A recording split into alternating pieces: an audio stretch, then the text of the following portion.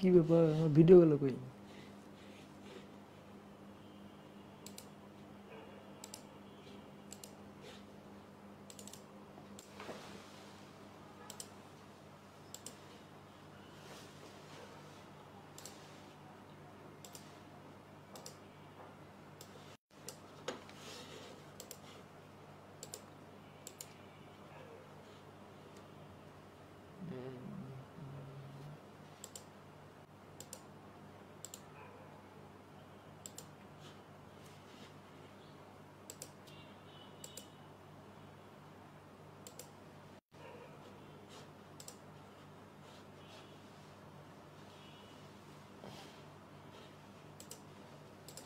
এই তোমরা দেখো তো, বোর্ড দেখতে পাচ্ছ? তোমরা কি বোর্ড দেখতে পাচ্ছ? আচ্ছা আচ্ছা, ওকে।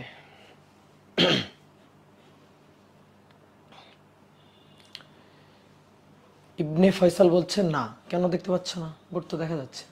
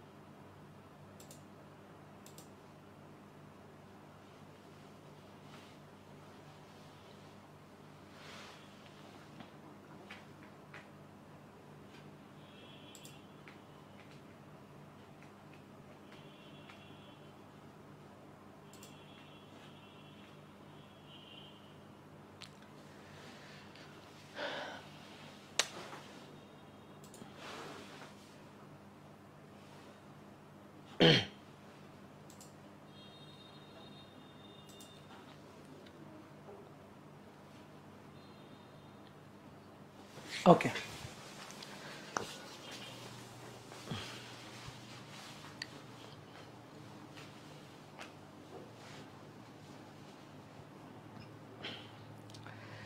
তাহলে সবাই ভালো আছো, তাই তো?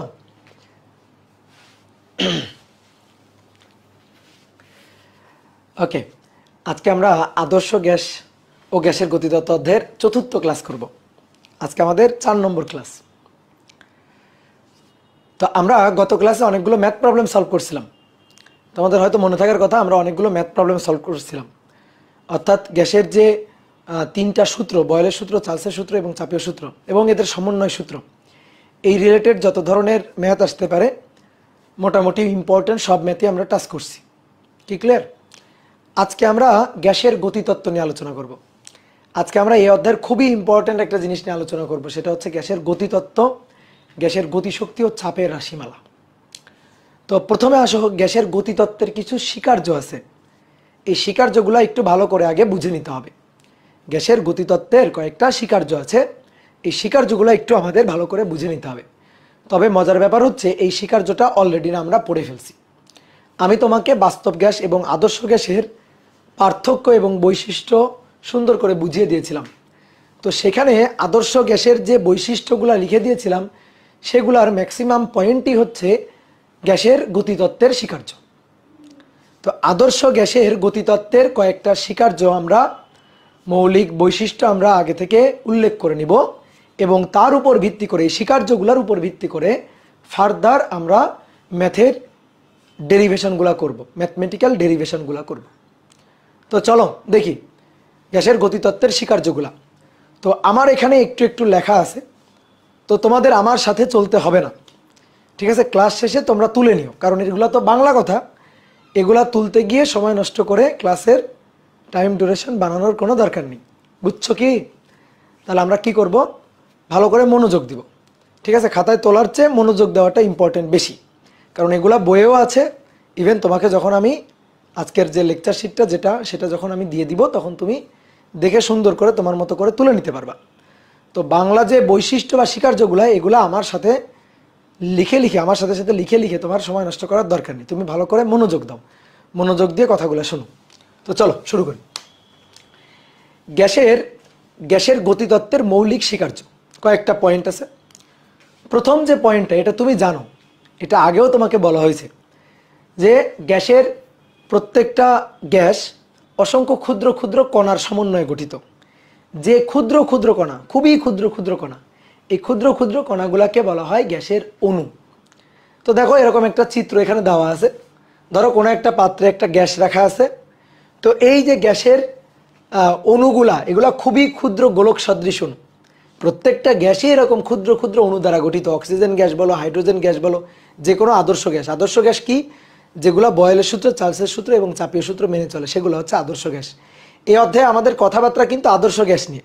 আমরা কিন্তু আদর্শ গ্যাস নিয়ে কথাবার্তা বলবো। আমরা কিন্তু খবরদার বাস্তব গ্যাস নিয়ে কোনো কথা বলবো না। আমরা আদর্শ গ্যাস নিয়েই কথাবার্তা বলবো। আদর্শ গ্যাসের ক্ষেত্রেই কিন্তু গতিতত্ত্বের স্বীকার্যগুলো। তো আদর্শ গ্যাসের যে বৈশিষ্ট্যগুলো আগে পড়ছিলাম দেখবা অনেকটাই সেরকম। তো এই পাত্রে কোনো একটা গ্যাস আছে, সেই গ্যাসের অণুগুলা দেখো খুবই ক্ষুদ্র ক্ষুদ্র গোলক সদৃশ। আর এই খুবই ক্ষুদ্র ক্ষুদ্র গোলক সদৃশ এই যে কণা, এই কণার সমন্বয় বা অণুর সমন্বয়ে আসলে গ্যাসটা গঠিত। প্রত্যেকটা গ্যাসের, ধরো যে অক্সিজেন গ্যাস, তার অণুগুলা প্রত্যেকটা অণু সদৃশ। কিন্তু কার্বন ডাইঅক্সাইড গ্যাস বা ধরো হাইড্রোজেন গ্যাস, যেহেতু গ্যাস আলাদা, তাহলে সেই গ্যাসের অণুগুলাও কিন্তু আলাদা আলাদা। তাহলে একই গ্যাসের অণুগুলা থাকবে সদৃশ। যেমন অক্সিজেন গ্যাসের প্রত্যেকটা অণু একই রকম হবে। অক্সিজেন গ্যাসের এক একটা অণু এক এক রকম হবে না। অক্সিজেন গ্যাসের প্রত্যেকটা অণুই একই রকম থাকবে। ঠিক তেমনি কার্বন ডাইঅক্সাইড গ্যাসের অণুগুলা, কার্বন ডাইঅক্সাইড গ্যাসের প্রত্যেকটা অণুর আকারই একই রকম থাকবে, প্রত্যেকটা অণুর ভরই একই থাকবে। তাহলে কি বলা যায়? আরেকটা পয়েন্ট আমরা কি বলতে পারি, যে একই গ্যাসের অণুগুলা সদৃশ এবং বিভিন্ন গ্যাসের অণুগুলা ভিন্ন ভিন্ন। অক্সিজেন গ্যাসের অণু আর কার্বন ডাইঅক্সাইড গ্যাসের অণু একরকম হবে না, কারণ আলাদা আলাদা গ্যাস, অণুগুলো আলাদা আলাদা। কিন্তু একই গ্যাসের সমস্ত অণু একই রকম সদৃশ। তাহলে ধরো এই পাত্রটাতে অক্সিজেন গ্যাস আছে আর এই পাত্রটাতে কার্বন ডাইঅক্সাইড গ্যাস আছে ধরো, ঠিক আছে? তো এই পাত্রটার এই অক্সিজেন গ্যাসের অণুগুলা, এগুলা সবগুলাই মোটামুটি একই রকম সদৃশ।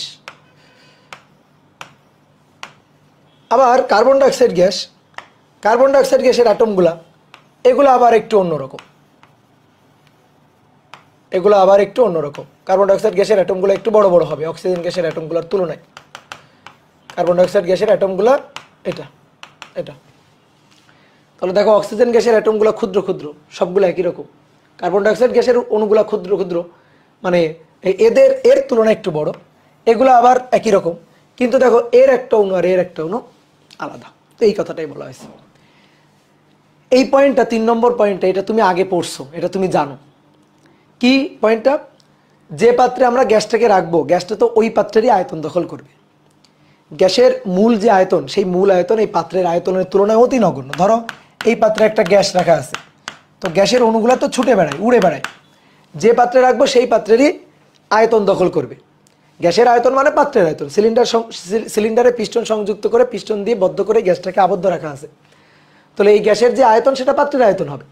কিন্তু গ্যাসের মূল যে আয়তন, অর্থাৎ গ্যাসের অণুগুলাকে যদি কম্প্রেসড করে, অণুগুলাকে যদি একটা নির্দিষ্ট জায়গায় আনা হয়, ধরো এই যে অণুগুলাকে একটা নির্দিষ্ট জায়গায় আনা হলো, এই যে সবগুলা এই অণুগুলাকে একটা নির্দিষ্ট স্থানে আনা হলো, তাহলে পুরো পাত্রের আয়তনের তুলনায় এই যে গ্যাসের অণুগুলার আয়তন অতি নগণ্য। দেখো এই যে খুবই ক্ষুদ্র, মানে সবগুলো অণুকে, এখানে যতগুলো অণু ছড়ানো ছিটানো আছে, সবগুলো অণুকে আমি একটা জায়গায় আনছি, একটা জায়গায় কম্প্রেসড করে জাস্ট একটা জায়গায় আনছি। তাহলে দেখো এই অণুগুলার আয়তনের তুলনায়, গ্যাসের মূল যে আয়তন তার তুলনায় পাত্রের আয়তন অনেক বেশি। তার মানে পাত্রের আয়তনের তুলনায় গ্যাসের অণুগুলার আয়তন অতি নগণ্য। তো অতি নগণ্য যদি হয়, তাহলে অণুগুলা এই যে পাত্র, এই যে গ্যাস, এই গ্যাসের সমস্ত আয়তনে বিক্ষিপ্তভাবে বিচরণক্ষম থাকবে, মানে অণুগুলা ছুটে বেড়াতে পারবে। এই অণুর, গ্যাসের আয়তন পাত্রের আয়তন, তাহলে অণুগুলাতে এই পাত্রের মধ্যে ছুটে বেড়াইতে পারবে, বিক্ষিপ্তভাবে সঞ্চারণশীল থাকবে। ক্লিয়ার? তাহলে এটা একটা পয়েন্ট। এবার আসো লাস্টের দিকের পয়েন্টগুলো ইম্পর্টেন্ট। তুমি জানো 4 নম্বর পয়েন্টটাও তুমি জানো, অণুগুলার পরস্পরের মধ্যে কোনো আকর্ষণ বিকর্ষণ বল নেই। ইভেন পাত্রের দেওয়ালের সাথে অণুগুলোর মধ্যে কোনো আকর্ষণ বিকর্ষণ বল নেই, অর্থাৎ আন্তঃআণবিক আকর্ষণ বিকর্ষণ বল নাই, নগণ্য, অতি নগণ্য, নাই বললেই চলে আর কি। তো আদর্শ গ্যাসের ক্ষেত্রে আমরা এটাই বিচার বিবেচনা করব যে অণুগুলার মধ্যে কোনো আকর্ষণ বিকর্ষণ বল নেই। তো অণুগুলার মধ্যে যদি কোনো আকর্ষণ বিকর্ষণ বল না থাকে তাহলে বিভব শক্তি থাকবে না, আর বিভব শক্তি যদি না থাকে তাহলে সমস্ত শক্তি গতিশক্তি। দেখো 5 নম্বর পয়েন্ট এটাই লেখা আছে। তাহলে আমরা যখন বলবো গ্যাসের শক্তি নির্ণয় করো, তুমি কি বুঝবা? গ্যাসের গতিশক্তি, কারণ গ্যাসের কোনো বিভব শক্তি নেই। গ্যাসের সমস্ত শক্তি গতিশক্তি, kinetic energy E equal to E K, কারণ ইপি পটেনশিয়াল এনার্জি হচ্ছে 0, তাহলে সমস্ত শক্তিটাই গতিশক্তি হবে। গ্যাসের যে অণুগুলা, সেই অণুগুলা হচ্ছে স্থিতিস্থাপক গোলক সদৃশ। স্থিতিস্থাপক গোলক সদৃশ তার মানে এই অণুগুলা যখন নিজেদের মধ্যে সংঘর্ষে লিপ্ত হবে, অণুগুলা সঞ্চরণশীল না, তাহলে সঞ্চরণশীল মানে কি? অণুগুলা ছুটে বেড়াচ্ছে। তো যখন অণুগুলা সঞ্চরণশীল থাকবে, বিচরণক্ষম থাকবে, তখন অণুগুলা পাত্রের দেওয়ালের সাথেও সংঘর্ষে লিপ্ত হবে, আবার নিজেদের মধ্যেও কিন্তু সংঘর্ষে লিপ্ত হবে। তো এই সংঘর্ষটা কেমন সংঘর্ষ? স্থিতিস্থাপক সংঘর্ষ। আর স্থিতিস্থাপক সংঘর্ষ মানে শক্তির কোনো অপচয় হবে না। তার মানে সংঘর্ষের আগের গতিশক্তি, সংঘর্ষের পরের গতিশক্তি সেম সেম থাকবে, শক্তির কোনো অপচয় হবে না। স্থিতিস্থাপক সংঘর্ষের যে মানে মূল কথা, যে বৈশিষ্ট্য, যে গতিশক্তি সংরক্ষিত থাকবে। তাহলে দেখো কি বলছে 6 নম্বরটা, অণুগুলো স্থিতিস্থাপক গোলক সদৃশ। এই যে এই পাত্রের মধ্যে যে গ্যাসের অণুগুলো আছে, দেখো অণুগুলো ছুটে বেড়াচ্ছে এবং এই অণুগুলো স্থিতিস্থাপক গোলক সদৃশ হবে। অণুগুলো নিজেদের সাথে সংঘর্ষ যেটা ঘটাবে সেটাও স্থিতিস্থাপক সংঘর্ষ হবে, পাত্রের দেওয়ালের সাথে যে সংঘর্ষটা ঘটাবে সেটাও স্থিতিস্থাপক সংঘর্ষ হবে। এবার দেখো খুবই ইম্পর্টেন্ট একটা কথা, অণুগুলো তো বিক্ষিপ্তভাবে ছোটাছুটি করে। তো বিক্ষিপ্তভাবে ছোটাছুটি করলে তো অণুর বেগ আছে। এবার এই অণুর বেগটা কয় মাত্রিক? অণুর বেগটা এটা কয় মাত্রিক বেগ? ত্রিমাত্রিক বেগ। কোনো বস্তু যদি একটা সরল রৈখিক রাস্তায়, সোজা একটা সরল রৈখিক রাস্তায় যদি চলে, তাহলে সেই বস্তুর বেগটা হয় হচ্ছে একমাত্রিক। কিন্তু যদি কোনো একটা বস্তু সমতলে চলে, সমতলে এঁকে বেঁকে যাচ্ছে, তাহলে তার বেগটা হয় হচ্ছে দ্বিমাত্রিক। ধরো একটা সুতার উপর দিয়ে একটা পিঁপড়া হেঁটে যাচ্ছে, তাহলে তার গতি একমাত্রিক। কিন্তু মনে করো যে সমতলে একটা গাড়ি চলতেছে, বা একটা সাপ সেটা সমতলের উপর দিয়ে বেঁকে যাচ্ছে, তাহলে এর গতিটা কিন্তু হবে দ্বিমাত্রিক। কিন্তু একটা পাখি উড়ে বেড়াচ্ছে, তার গতিটা কি হবে? তার গতিটা হবে ত্রিমাত্রিক। একটা পাখি উড়লে এক্স অক্ষ, ওয়াই অক্ষ, জেড অক্ষ, 3টে অক্ষ বরাবরই কিন্তু তার গতি আছে। তাহলে 3টে অক্ষ বরাবর গতি থাকলে তাকে তো ত্রিমাত্রিক গতি বলে। তাহলে পাখি ওড়ার গতি, উড়োজাহাজের গতি, এগুলা কিন্তু ত্রিমাত্রিক গতি। যেগুলো সহজ কথা, যেগুলো উড়ে বেড়াচ্ছে সেগুলো ত্রিমাত্রিক। তো গ্যাসের অণুগুলাও কিন্তু উড়ে বেড়াচ্ছে। ধরো এই পাত্রের মধ্যে যে গ্যাসের অণুগুলা রাখা আছে, এই অণুগুলা কি শুধু নির্দিষ্ট অ্যাক্সিস বরাবর, ধরো এক্স অ্যাক্সিস বা ওয়াই অ্যাক্সিস বা নির্দিষ্ট কোনো তল বরাবর গতিশীল? বিক্ষিপ্তভাবে এই পাত্রের মধ্যে ছুটে বেড়াচ্ছে অণুগুলো। তার মানে এক্স অক্ষ, ওয়াই অক্ষ, জেড অক্ষ, 3টে অক্ষ বরাবরই কিন্তু তার বেগ আছে। এই যে অণুগুলা, এই অণুগুলার বেগ, ধরো এই অণুটার বেগ হচ্ছে, অণুগুলার বেগকে, অণুর বেগকে ভি দিয়ে না সি দিয়ে লেখা হয়। তাহলে আমরা এই অণুটার বেগকে বললাম C1, এই অণুটার বেগকে বললাম C2, এই অণুটার বেগকে বললাম C3, এই অণুটার বেগ ধরো C4, এই যে অণুটা, এই অণুটার বেগ ধরো C5। এভাবে যেমন ইচ্ছা তেমনভাবে ছুটে বেড়াচ্ছে। তাহলে অণুগুলার বেগ হচ্ছে ত্রিমাত্রিক। তাহলে এর মধ্য থেকে যে কোনো একটা অণুর কথা চিন্তা করি তো আমরা, যে কোনো একটা অণু, ধরো এম ভরের এই একটা অণু, এম ভরের এই একটা অণু, তাহলে এর যে বেগটা, এর বেগটা ত্রিমাত্রিক বেগ। ত্রিমাত্রিক বেগ, ভেক্টর ফরম্যাটে আমরা বেগটাকে লিখতে চাই। ঠিক আছে, ভালো করে বুঝবা, আমরা ভেক্টর ফরম্যাটে বেগটাকে লিখতে চাই। তাহলে দেখো তো ভাইয়া, এই যে এইটা আমার এক্স অক্ষ না, এটা আমার এক্স অক্ষ, এটা ধরো ওয়াই অক্ষ, আর এই যে এটা হচ্ছে জেড অক্ষ। তাহলে এই পাত্রের মধ্যে কোনো একটা অণু উড়ে বেড়াচ্ছে, ছুটে বেড়াচ্ছে, তাহলে তার এক্স অক্ষ, ওয়াই অক্ষ, জেড অক্ষ, 3টে অক্ষ বরাবরই কিন্তু বেগের কম্পোনেন্ট থাকে। তাহলে এই বেগটা ত্রিমাত্রিক বেগ, এবং এই ত্রিমাত্রিক বেগ হওয়ার কারণে 3টে অ্যাক্সিস বরাবর, X axis, Y axis, Z axis বরাবরই কিন্তু এর বেগের কম্পোনেন্ট আছে। তাহলে এক্স অক্ষ বরাবর এর বেগের যে উপাংশটা, সেই উপাংশটাকে আমি বললাম ইউ। ওয়াই অক্ষ বরাবর বেগের যে উপাংশের মানটা, এটাকে আমি বললাম ভি, এবং জেড অক্ষ বরাবর উপাংশের যে মানটা, সেটাকে আমরা বললাম, আচ্ছা এটাকে আমি ওয়াই নিয়ে ফেলছি, ওকে সমস্যা নাই। তাহলে ধরো এটা জেড আর এটা ওয়াই, এটা ওয়াই। তাহলে জেড অক্ষ বরাবর বেগের যে উপাংশ বা কম্পোনেন্ট, তার মানটা হচ্ছে ডাব্লিউ। তাহলে এই বেগটাকে আমরা ভেক্টর ফরম্যাটে, দেখো তো ভাই এইভাবে লিখতে পারি কিনা, ভেক্টর ফরম্যাটে সি এটা equal to U I cap V J cap এবং জেড কে ক্যাপ। অনেকে বলতে পারো যে ভাই সি ইকুয়াল টু এভাবে লিখবো, X I cap Y J cap Z K cap. দেখো আমরা চাচ্ছি বেগকে ভেক্টর ফরম্যাটে লিখতে, বেগ ভেক্টরটা লিখতে চাচ্ছি। তো X I cap Y J cap Z K cap, X Y Z এ তো স্থানাঙ্ক, আর এই ভেক্টরটা যদি লিখি তাহলে তো বেগ ভেক্টর হবে না, এটা তো অবস্থান ভেক্টর হবে। বুঝতে পারছো, আমরা তো অবস্থান ভেক্টর লিখতে চাচ্ছি না, বেগ লিখতে চাচ্ছি। তো আমি ধরলাম এক্স অক্ষ বরাবর বেগের উপাংশ হচ্ছে ওয়াই, ওয়াই অক্ষ বরাবর ভি এবং জেড অক্ষ বরাবর ডাব্লিউ। তাহলে বেগ ভেক্টর সি ইকুয়াল টু হবে U I cap V J cap এবং ডাব্লিউ কে ক্যাপ। তাহলে ভেক্টর ফরম্যাটে লিখলাম। আচ্ছা বলো তাহলে এখান থেকে তুমি একটু বলো তো, এই বেগের মান দরকার আমার, বেগের মান সি এর মান দরকার। তাহলে খুবই সহজ হিসাব, সি স্কোয়ার ইকুয়াল টু বা সি ইকুয়াল টু, প্রথমে সি ইকুয়াল টু লিখি। তাহলে C equal to root over U square plus V square plus Z square, sorry Z লিখে ফেলছি, সরি সরি সরি সরি, এখানে ডাব্লু হবে, সরি। ওকে, তাহলে এইটা হচ্ছে W square, W square. Okay done. তাহলে এখান থেকে আমরা মান বের করব, বেগের মান, এই যে ভেক্টর হিসাব করছি আর কিচ্ছু না। ত্রিমাত্রিক বেগ থেকে আমরা বেগের মানটা বের করছি, ভেক্টর ফরম্যাট থেকে আমরা বেগের মানটা বের করছি। কি ক্লিয়ার? তাহলে সি স্কোয়ার ইকুয়াল টু, দেখো এখানে লেখা যায় কিনা, C square equal to U square plus V square plus W square. এবার একটা খুব ইম্পর্টেন্ট কথা, ইম্পর্টেন্ট কথাটা হচ্ছে যে এই যে বেগের কম্পোনেন্ট এক্স অক্ষ বরাবর ওয়াই অক্ষ বরাবর জেড অক্ষ বরাবর, এই যে বেগের কম্পোনেন্ট, এই বেগের কম্পোনেন্টের বর্গের মানে বেগের বর্গের গড় মানটা এটা তিনটে অক্ষ বরাবরই সমান প্রায়। কি বললাম তাহলে? বেগের বর্গের গড় মান তিনটে অক্ষ বরাবর, তিনটা অক্ষ বরাবর বেগের বর্গের গড় মান সমান। তার মানে কি দাঁড়াইলো? ইউ স্কোয়ার এক্স অক্ষ বরাবর বেগের উপাংশ তার বর্গ, গড় করতে হবে, তাহলে গড় মিন, উপরে বার চিহ্ন দিলে গড় বোঝায়, জানো না? ঠিক তো? তারপরে ভি হচ্ছে ওয়াই অক্ষ বরাবর বেগ তার বর্গ, উপরে গড় চিহ্ন দিলাম বার, গড় মান, এবং ডাব্লু স্কোয়ার গড় মান, অর্থাৎ এক্স অক্ষ ওয়াই অক্ষ জেড অক্ষ বরাবর বেগের এই যে কম্পোনেন্ট, সেই বেগের কম্পোনেন্ট বেগের যে উপাংশ, উপাংশ যে মান তার বর্গের গড় মানটা প্রায় সমান। মানে মোটামুটি এখানে সবগুলো অনুর ক্ষেত্রে এই গড় মানটা বেগের বর্গের গড় মানটা তিনটে অক্ষ বরাবরই সমান, মানে জেড অক্ষ বরাবর ওয়াই অক্ষ বরাবর এক্স অক্ষ বরাবর সমান, কোনো অক্ষ বরাবর বেশি বা কম না। এটা তো খুবই কমন সেন্স, এটাই তো হওয়া উচিত। একটা অণু, এখানে যে গ্যাসের যে অণুগুলো আছে এগুলো তো বিক্ষিপ্তভাবে ছোটাছুটি করতেছে, কোনো নির্দিষ্ট একটা অ্যাক্সিস বরাবর তাড়িত হচ্ছে। ধরো আমি এমন এমন কিছু করলাম যে অণুগুলো এক্স অক্ষ বরাবর ছুটে চলে গেল, এমন কিছু করলাম যে অণুগুলো ওয়াই অক্ষ বরাবর বেশি বেগ নিয়ে ছুটে চলে গেল, তা তো হচ্ছে না। অণুগুলো তো স্বাধীনভাবে যেমন ইচ্ছা তেমনভাবে পাত্রের মধ্যে, পুরো পাত্রের মধ্যে, পুরো এই আয়তনটার মধ্যে ছুটে বেড়াচ্ছে।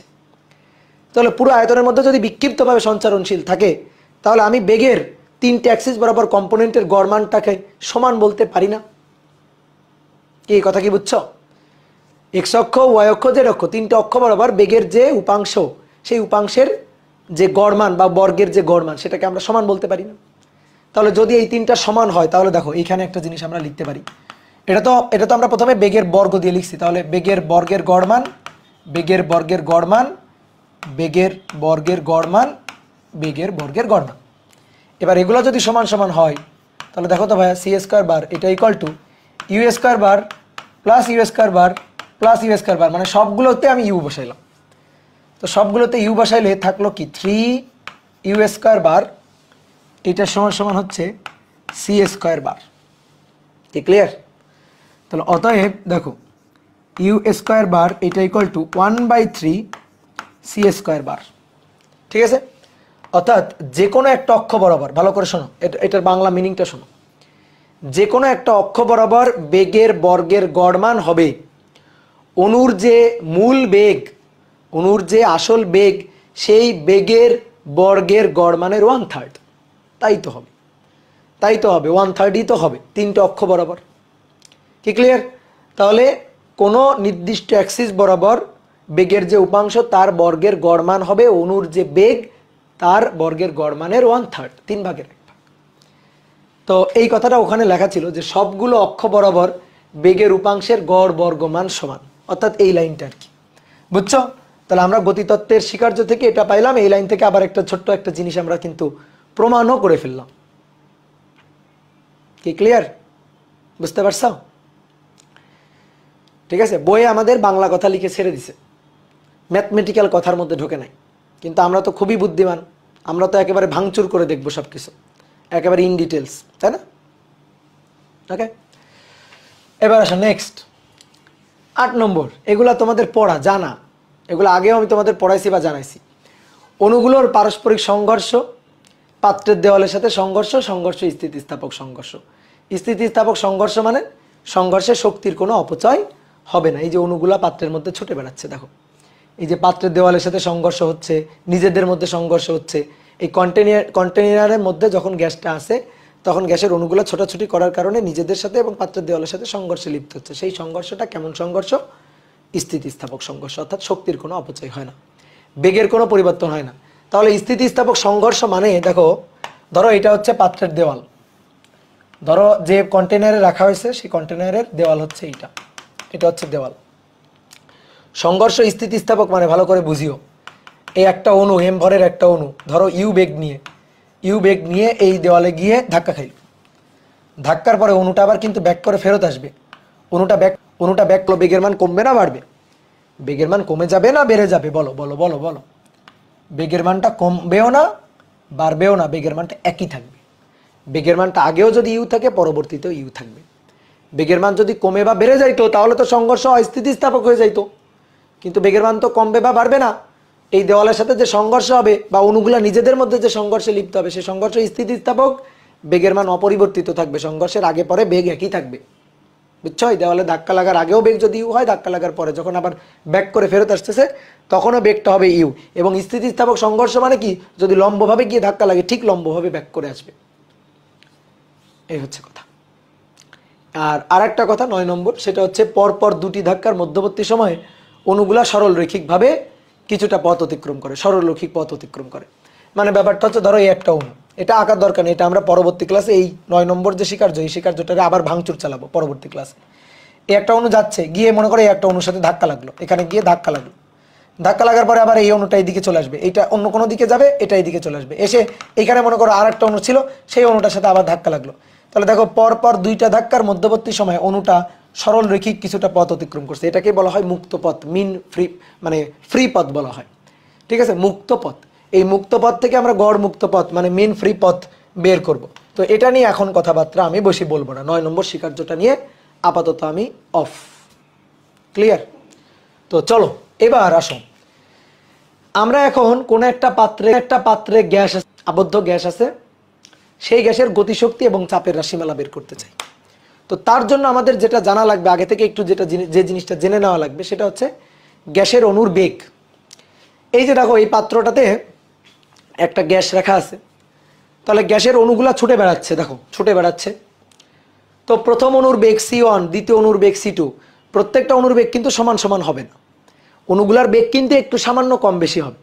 ধরো কোনো একটা অণুর বেগ 3 মিটার পার সেকেন্ড, তো আর একটা অণুর বেগ 3.1 মিটার পার সেকেন্ড, কোনো একটা অণুর বেগ হচ্ছে 3.2 মিটার পার সেকেন্ড, কোনো একটা অণুর বেগ 3.05 মিটার পার সেকেন্ড। অর্থাৎ মোটামুটি এক একটা অণুর বেগ এক এক রকম। এর মানে আবার এইটা না যে একটা অণুর বেগ হচ্ছে 10 মিটার পার সেকেন্ড আর একটা অণুর বেগ হচ্ছে 10,000 মিটার পার সেকেন্ড, এইটা না কিন্তু। ঠিক আছে, মানে খুবই কাছাকাছি, কিন্তু মানগুলো সব একই না, তো এক একটা অণুর বেগ এক এক রকম। তো এই যে C1, C2, C3, C4 এক একটা অণুর বেগের আমি নাম দিলাম, যে এখানে n সংখ্যক অণু আছে, তাহলে এইভাবে প্রথম অণু, দ্বিতীয় অণু, তৃতীয় অণু, চতুর্থ অণু dot dot dot dot n তম অণুর বেগ যথাক্রমে C1, C2, C3 dot dot dot dot Cn। বুঝছো? তো এখন আমরা কি করতে চাই, এই অণুগুলার বেগের মানটা হিসাব করতে চাই। তাহলে প্রথমেই যে ঝামেলাটা আমাদের সামনে এসে উপস্থিত হয়েছে সেটা হচ্ছে এক একটা অণুর বেগ যেহেতু এক এক রকম, তো অণুর বেগ আমরা কেমনে হিসাব করব? যখনই এরকম এক একটা অণুর বেগ এক এক রকম হয় তখন আমরা গড় হিসাব করি, সহজ হিসাব। যেমন আদমশুমারির সময় মানুষের গড় বয়স, একটা দেশের মানুষের গড় বয়স হিসাব করে না, যে গড় আয়ুষ্কাল হিসাব করে না। মনে করে এক একজন মানুষ এক একটা সময় বাঁচে, কেউ 10 বছর বাঁচে, কেউ মনে করে আবার 60-70 বছর বাঁচে, আবার কেউ মনে করে 100 বছর বাঁচে। তাহলে আমরা কি করি, আদমশুমারির সময় বিভিন্ন মানে দেশের বিভিন্ন এলাকার মানুষের আয়ু যোগ করি, বয়স যোগ করি, যোগ করে সংখ্যা দিয়ে ভাগ দিয়ে গড় বের করি, কারণ যেহেতু এক একজনের আয়ুষ্কাল এক এক রকম। তো ঠিক তেমনিভাবে অণুর যেহেতু বেগ এক এক রকম, তাহলে আমরা অণুর বেগ হিসাব করার জন্য আমরা গড় বেগ বলবো, গড় বেগ হিসাব করব। তো এরকম তিনটা বেগ আছে। প্রথমটা হচ্ছে গড় বেগ। আসো একটা একটা করে সামনের দিকে আগাই। প্রথমটা হচ্ছে গড় বেগ। তো ডেফিনেশনটা আমি মুখে মুখে বলবো, তোমরা ডেফিনেশনটা মুখে মুখে শুনে একেবারে মানে মুখে মুখেই লিখে ফেলবা, খাতা কলমে লিখতে হবে। গড় বেগ, দেখো ডেফিনেশন দেওয়ার জন্য লাস্টের দিক থেকে আসবা। একটা শর্টকাট টেকনিক শেখাই দিচ্ছি। তিনটা বেগ আছে, একটা গড় বেগ, একটা গড় বর্গ বেগ এবং আর একটা বর্গমূল গড় বর্গ বেগ। অনেকে শুনে মনে হচ্ছে ভাই কি বললো এগুলা, ঠিক আছে, যে পাখি পাকা পেঁপে খায়ের মতো হয়ে গেল। তো দেখো নিজে একটু বলবা দেখি, মূল গড় বর্গ বেগ বা বর্গমূল গড় বর্গ বেগ কয়েকবার বলবা দেখি কেমন পারো বলতে। তাহলে কি গড় বেগ, গড় বর্গ বেগ আর মূল গড় বর্গ বেগ, এই তিনটা জিনিস। তো লাস্টের দিক থেকে আসবা, তাহলে ডেফিনেশন মুখস্থ করতে হবে না, ডেফিনেশন এমনি মনে থাকবে। ফিজিক্সে কিছু মুখস্থ করা লাগে পাগল। আসো দেখো বেগের গড়, এই যে লাস্টের দিক থেকে আসবা, তাহলে কি পাইলাম, কোনো গ্যাসের সকল অণুর বেগের গড় মানকে গড় বেগ বলে। শেষ। কোনো গ্যাসের সকল অণুর বেগের গড় মানকে, মুখস্থ হয়েছে, ডেফিনেশন মুখস্থ হয়েছে, বেগের গড় মানকে গড় বেগ বলে। তো বেগকে আমরা সি দিয়ে লিখি, সি গড় বেগ, তাহলে সি বার। তাহলে গড় কিভাবে বের করব, বেগগুলোকে যোগ করে সংখ্যা দিয়ে অনুসংখ্যা দিয়ে ভাগ দিয়ে দিব। তাহলে C1 C2 dot dot dot dot dot dot Cn divided by n, ঠিক আছে, Cn ডিভাইডেড বাই n, এইটা হচ্ছে গড় বেগ। একক কি, একক হচ্ছে দেখো বেগ যোগ করে n দিয়ে ভাগ, n এর তো আর কোনো একক নেই, n তো অনুসংখ্যা, তার মানে বেগেরই একক হবে, SI একক হবে মিটার পার সেকেন্ড, SI একক হবে মিটার পার সেকেন্ড। কি ডেফিনেশন পারবা তো, কোনো গ্যাসের সকল অণুর বেগের গড় মানকে। এবার আসো 2 নম্বরটা বলো। 2 নম্বরটা হচ্ছে মূল গড় বর্গ বেগ, সরি গড় বর্গ বেগ, গড় বর্গ বেগ, গড় বর্গ বেগ। তো গড় বর্গ বেগটাকে প্রকাশ করব কেমন, দেখো লাস্টের দিক থেকে আসো, তাহলে ডেফিনেশন হয়ে যাবে। কোনো গ্যাসের সকল অণুর বেগের বর্গের গড় মানকে, বেগের বর্গের গড় মানকে, বেগের বর্গ তারপরে গড়। তাহলে কোনো গ্যাসের সকল অণু, লাস্টের দিক থেকে যাবা, ডেফিনেশন হয়ে যাবে। লাস্টের দিক থেকে, ফার্স্টের দিক থেকে না, লাস্টের দিক থেকে। কোনো গ্যাসের সকল অণুর বেগের বর্গের গড় মানকে, শেষ। কি বলে, গড় বর্গ বেগ বলে। প্রকাশ করব কিভাবে, প্রকাশ করব এভাবে, বেগ, বেগের বর্গ তারপরে গড়, বুঝলা। অনেক আহাম্মক এই কাজটা করে, বেগের, ঠিক আছে, এটা করে, এটা করলে হবে না, ভুল। এটা করলে কি বুঝাইলো, বেগের গড়ের বর্গ, না তা তো না, বেগের বর্গের গড়।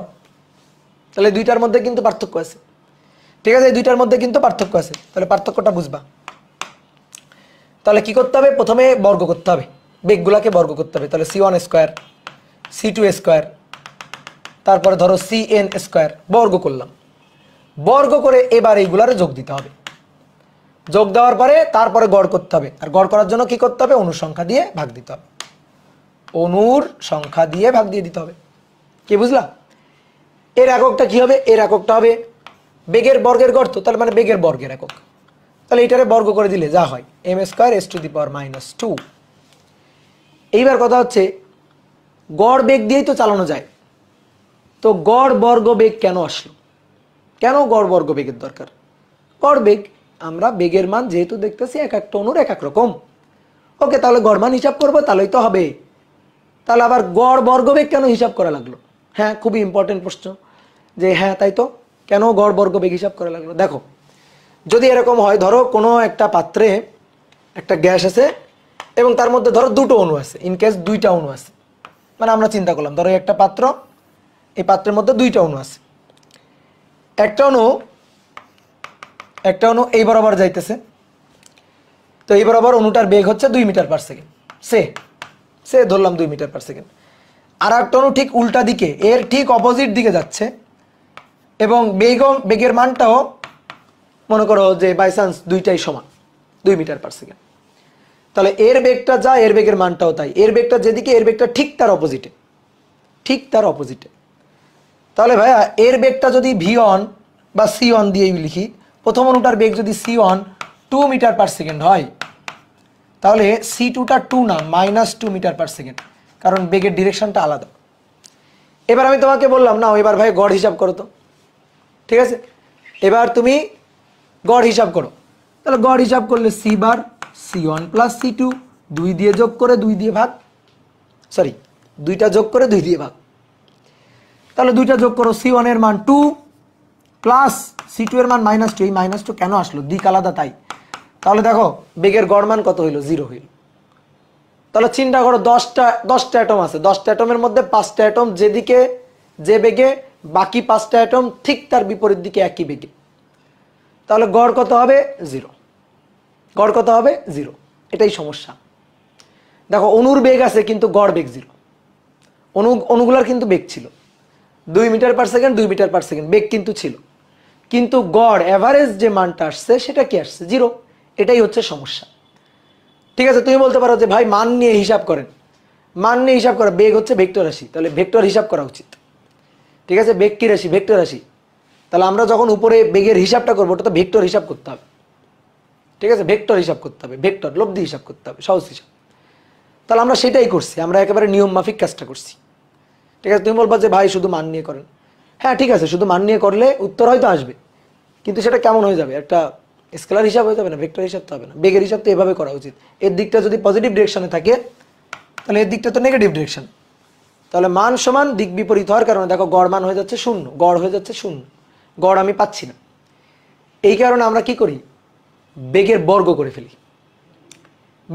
বেগের গড় করার দরকার নেই, বেগের বর্গের গড় করবো।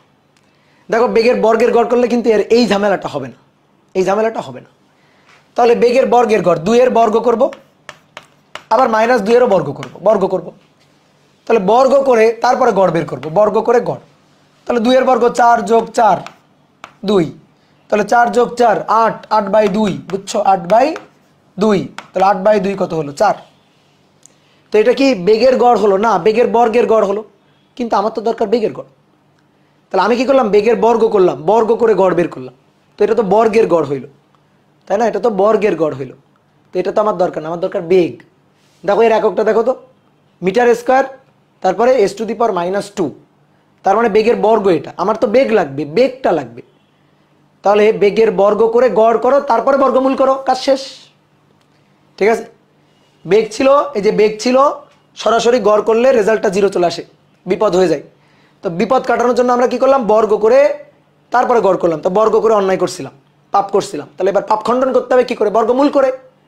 তাহলে এবার বর্গমূল করে দাও, তাহলে এটার বর্গমূল করে দাও। তাহলে এটার বর্গমূল করলে দেখো, বর্গমূল করলে দেখো 2 চলে আসতেছে, যেখানে এখানে 2 যোগ 2 ডিভাইডেড বাই 2, 2ই আসার কথা ছিল, দেখো সেই 2টা কিন্তু চলে আসছে। তাহলে এই কাজটা আমরা করতে পারি, বেগের বর্গের গড় করে তারপর আবার বর্গমূল। তো আগে আমরা একটু বেগের বর্গের গড়টা শিখি, তারপরে 3 নম্বরটা বেগের বর্গের গড় মানের বর্গমূলটা শিখব। বুঝতে পারছো কি? বলো, বুঝাইতে পারলাম? তাহলে এই জিনিসটা মাথায় রাখি। তাহলে দেখো বেগের বর্গের গড় মান। এবার 3 নম্বরটা, আমার তো এটা লাগবে না, আমার তো লাগবে বেগের বর্গের গড় মানের আবার বর্গমূল। আমার তো বেগের বর্গ দরকার নেই, আমার দরকার বেগ, মিটার পার সেকেন্ড দরকার, metre square per second square দরকার নেই। তাহলে এইটারে রুট করে দাও, এই যে রুট, তাহলে ওটা আমরা পরের লাইনে করি। তাহলে 3 নম্বর দেখো, মূল গড় বর্গবেগ বা বর্গমূল গড় বর্গবেগ। এই যে বর্গমূল গড় বর্গ বেগ, কেউ কেউ এটারে শুধু মূল গড় বর্গবেগও বলে, মূল গড় বর্গবেগও বলে। তাহলে মূল গড় বর্গবেগ সি। বেগের, দেখো ভালো করে শোনো, বেগের বর্গের গড় মানের বর্গমূলকে বর্গমূল গড় বর্গবেগ বা মূল গড় বর্গবেগ। বেগের বর্গের গড় মানের এই যে বর্গমূলকে, এইটারে বলা হয় সিআরএমএস। ঠিক আছে, অনেক জায়গায় তোমরা শুনছো সিআরএমএস বা বেগের আরএমএস ভ্যালু। তো এইটাই সেই আরএমএস। লাস্টের দিক থেকে আসো, স্কোয়ার মিন মানে গড়, দেন তারপরে রুট। তাহলে স্কোয়ার মিন রুট, তাহলে মূল গড় বর্গবেগ প্রথমে স্কোয়ার করতে হবে, তারপরে মিন গড় করতে হবে, তারপরে রুট করতে হবে, লাস্টের দিক থেকে আসবে। তাহলে ডেফিনেশন মুখস্থ টুখস্থ কিচ্ছু করা লাগবে না। তাহলে আসো, তাহলে বেগের বর্গ করব, তারপরে গড় করব, তারপরে বর্গমূল করব। তাহলে এর এককটা কি হবে? এককটা কিন্তু হবে মিটার পার সেকেন্ড। ঠিক আছে, বেগই কিন্তু ফেরত আসছে, বর্গমূল করে দিলে বেগই ফেরত আসছে, বেগের আর বর্গ নেই, বেগের মানটাই চলে আসছে, মানে বেগটাই চলে আসছে। তাহলে এই হচ্ছে কাহিনী। তোমাদের তো শর্ট কোর্স, তোমরা তো বেঁচে গেছো, তড়িতের একটা অধ্যায় নাই, এই অধ্যায়টা থাকলে তো খুব মজা হইতো, সেইখানে তোমাদের এই জিনিসগুলো আরো ভালো করে বোঝানো যাইতো। তড়িতের বিশেষ করে পঞ্চম অধ্যায়ে দিক পরবর্তী প্রবাহ আছে, মানে এসি কারেন্ট আর কি। তো এসি কারেন্টের ক্ষেত্রে এসি কারেন্ট তো দিক পরিবর্তন করে। এসি কারেন্ট দেখতে কেমন জানো? এসি কারেন্টের যদি কারেন্ট সোর্সটাকে আমি মানে গ্রাফে প্লট করি, তাহলে গ্রাফটা দেখতে এরকম, এসি কারেন্ট বা এসি ভোল্টেজ এরকম সাইন ওয়েভ কজ ওয়েভের মতো, সহজ কথা। তো এই যে এসি কারেন্ট, এর মান তো এক এক সময় এক এক রকম এবং দিক পরিবর্তন করে। দেখো, মনে করো এটা হচ্ছে কারেন্ট আর এটা হচ্ছে টাইম টি। তাহলে টাইমের রেসপেক্টে কারেন্টের মান দেখো আস্তে আস্তে বাড়তে বাড়তে পিক ভ্যালু সর্বোচ্চ, তারপর আবার কমতে কমতে জিরো, তারপরে আবার নিচের দিকে মানে দিক পরিবর্তন করে সর্বোচ্চ, তারপর আবার কমতে কমতে জিরো। এই যে কারেন্ট, তাহলে এসি কারেন্টের মান কিন্তু সবসময় একই থাকে না। ধরো এটা জিরো, এই যে হাইয়েস্ট পিক ভ্যালুটা হচ্ছে ধরো 5, তারপর আবার জিরো, নিচের দিকে মাইনাস পিক ভ্যালু -5। তাহলে কারেন্টের মানটা এক এক সময় এক এক রকম না। তো এই কারণে যদি কাউকে জিজ্ঞেস করা হয় এই কারেন্টের মান তো এক এক সময় এক এক রকম, কি কাজ করে যায়, সে তোমার ফট করে কি বলবে জানো? গড় করো। তো দুঃখের বিষয়, এখানে গড় করলে একটা পূর্ণ চক্রে যদি গড় করা হয় তাহলে দেখো জিরো হয়ে যায়। দেখো একটা পূর্ণ চক্র, এই পূর্ণ চক্রে গড় করো, তাই গড় করলে এইটা যদি +10 হয় তাহলে এইটা হবে -10, তাই না? তাই না? জানো তো তোমরা সাইন ওয়েভ ইন্টিগ্রেশন করবা, একটা পূর্ণ চক্রে এখান থেকে এই পর্যন্ত সাইন ওয়েভকে ইন্টিগ্রেশন করবা, 0 থেকে টি নিবা, বুঝছো? 0 থেকে টি নিয়ে সাইন ওমেগা টিরে ইন্টিগ্রেশন করে দেখো কত পাও। ইন্টিগ্রেশন করলে হবে 0, কারণ এইটুকু যদি পজিটিভ সামথিং হয় তো এটা নেগেটিভ সেই সামথিংই হবে। তো দুইটা যোগ করলে কত হয়ে যাবে? 0 হয়ে যাবে। কথা বুঝছো? তার মানে গড় আমি পাবো না, এটাই হচ্ছে দুঃখের বিষয়, যে গড় আমি পাবো না। তখন তখন বিজ্ঞানীরা ভাবলো তাহলে একটা কাজ করি, আমরা আরএমএস ভ্যালু বের করি। আরএমএস ভ্যালু কি? দেখো চালাকিটা কোন লেভেলের, দেখো আমরা কি করব, যেহেতু এইটা সরাসরি যোগ দিলে মাইনাস চলে মানে 0 চলে আসতেছে, তাহলে একটা কাজ করি, এইটারে আমরা বর্গ করি। আচ্ছা, এটারে বর্গ করলে এরকম ফুলে যাবে, পজিটিভ বেশি হয়ে যাবে। এটা তো না মাইনাস, এই অংশটা কি মাইনাস মান না?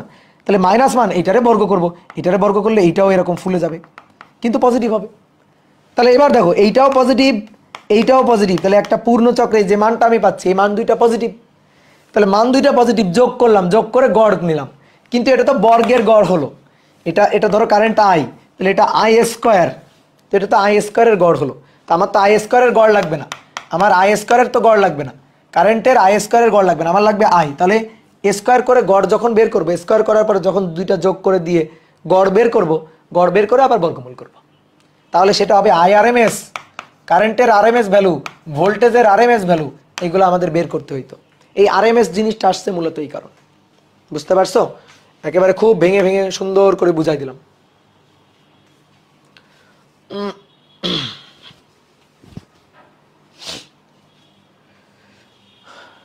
কি বুঝতে পারছো নাকি ঘুমাই গেছো? বলো।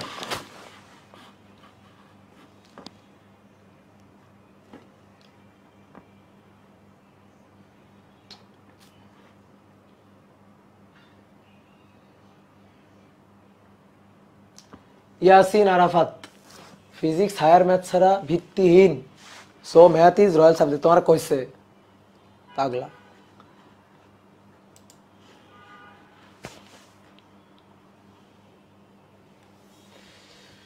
খুব প্রবলেম হচ্ছে ভাই, সাউন্ড প্রবলেম হচ্ছে। কি বলো কি বলো এগুলা? সাউন্ড প্রবলেম দাদা, সাউন্ড খুব প্রবলেম হচ্ছে শুরু থেকেই। দাঁড়াও তো দেখি, ওই ব্যাপে কালকে ওরা বললো সাউন্ড প্রবলেম হচ্ছে, দাঁড়াও।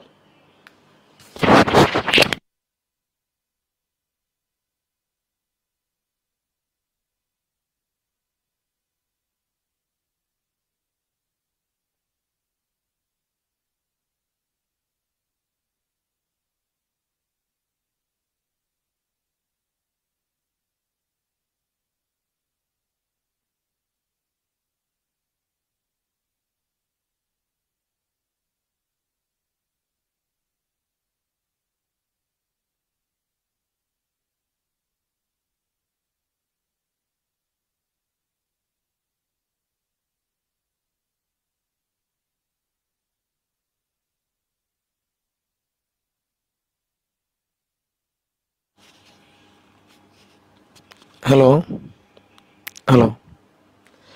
এবার দেখো তো সাউন্ডটা ঠিক আছে কিনা।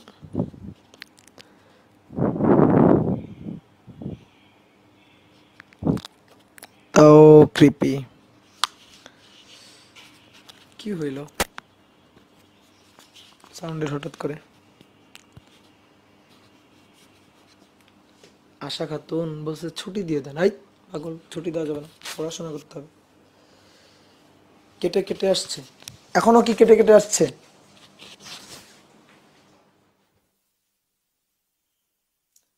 আপনার ক্লাসে সব সময় এরকম হয়? এখন আর একটু বেশি এখন আর একজন বলে বেটার, একজন বলে বেশি সমস্যা হচ্ছে। হুম হুম হুম।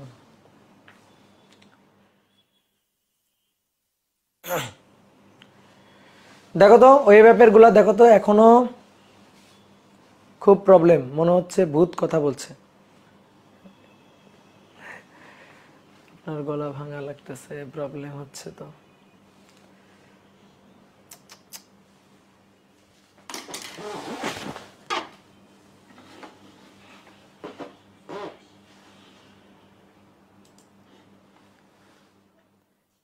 ঠিকই তো আছে। আচ্ছা, ফেসবুকে ঠিক আছে, ওয়েব অ্যাপে সমস্যা হচ্ছে কেন? ওয়েব অ্যাপে সমস্যা হচ্ছে এটা বুঝলাম না তো। ফেসবুকে ঠিক আছে কিন্তু ওয়েব অ্যাপে সমস্যা আছে।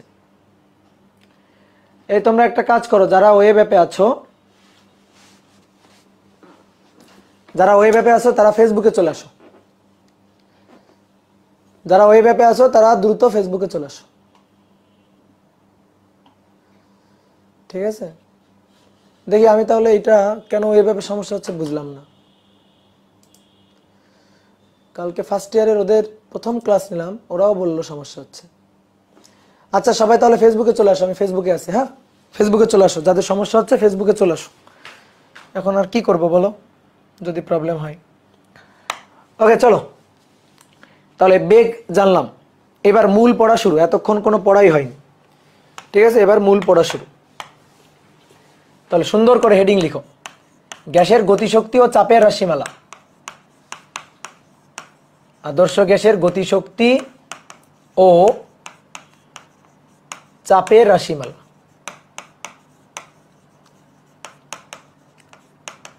কোন একটা পাত্রে ধরো আদর্শ গ্যাস আবদ্ধ রাখা আছে, তাহলে আদর্শ গ্যাস যদি আবদ্ধ, পিস্টন দিয়ে যদি আবদ্ধ রাখা হয়, তাহলে গ্যাসের একটা প্রেসার আছে, চাপ আছে। তো আমরা সেই চাপের রাশিমালাটা বের করব, আমরা চাপের রাশিমালাটা বের করব। তো ধরো আলোচনা সুবিধার জন্য আমরা একটা ঘনক আকৃতির পাত্র ধরে নিচ্ছি।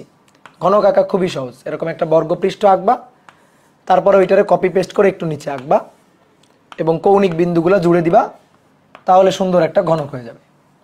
এই দেখো সুন্দর একটা ঘনক এঁকে ফেলছি। এবার এই ঘনকের মধ্যে, এই ঘনক আকৃতির এই পাত্রের মধ্যে একটা আদর্শ গ্যাস আবদ্ধ রাখা আছে। এগুলা হচ্ছে আদর্শ গ্যাসের অণুগুলা। এই অণুগুলা এই পাত্রের মধ্যে ইতস্ততভাবে গতিশীল। এখন আমি ধরে নিলাম যে এই পাত্রের ধারের দৈর্ঘ্য, মানে বাহুর দৈর্ঘ্য আর কি, এই বাহুর দৈর্ঘ্যটা হচ্ছে ছোট হাতের এল।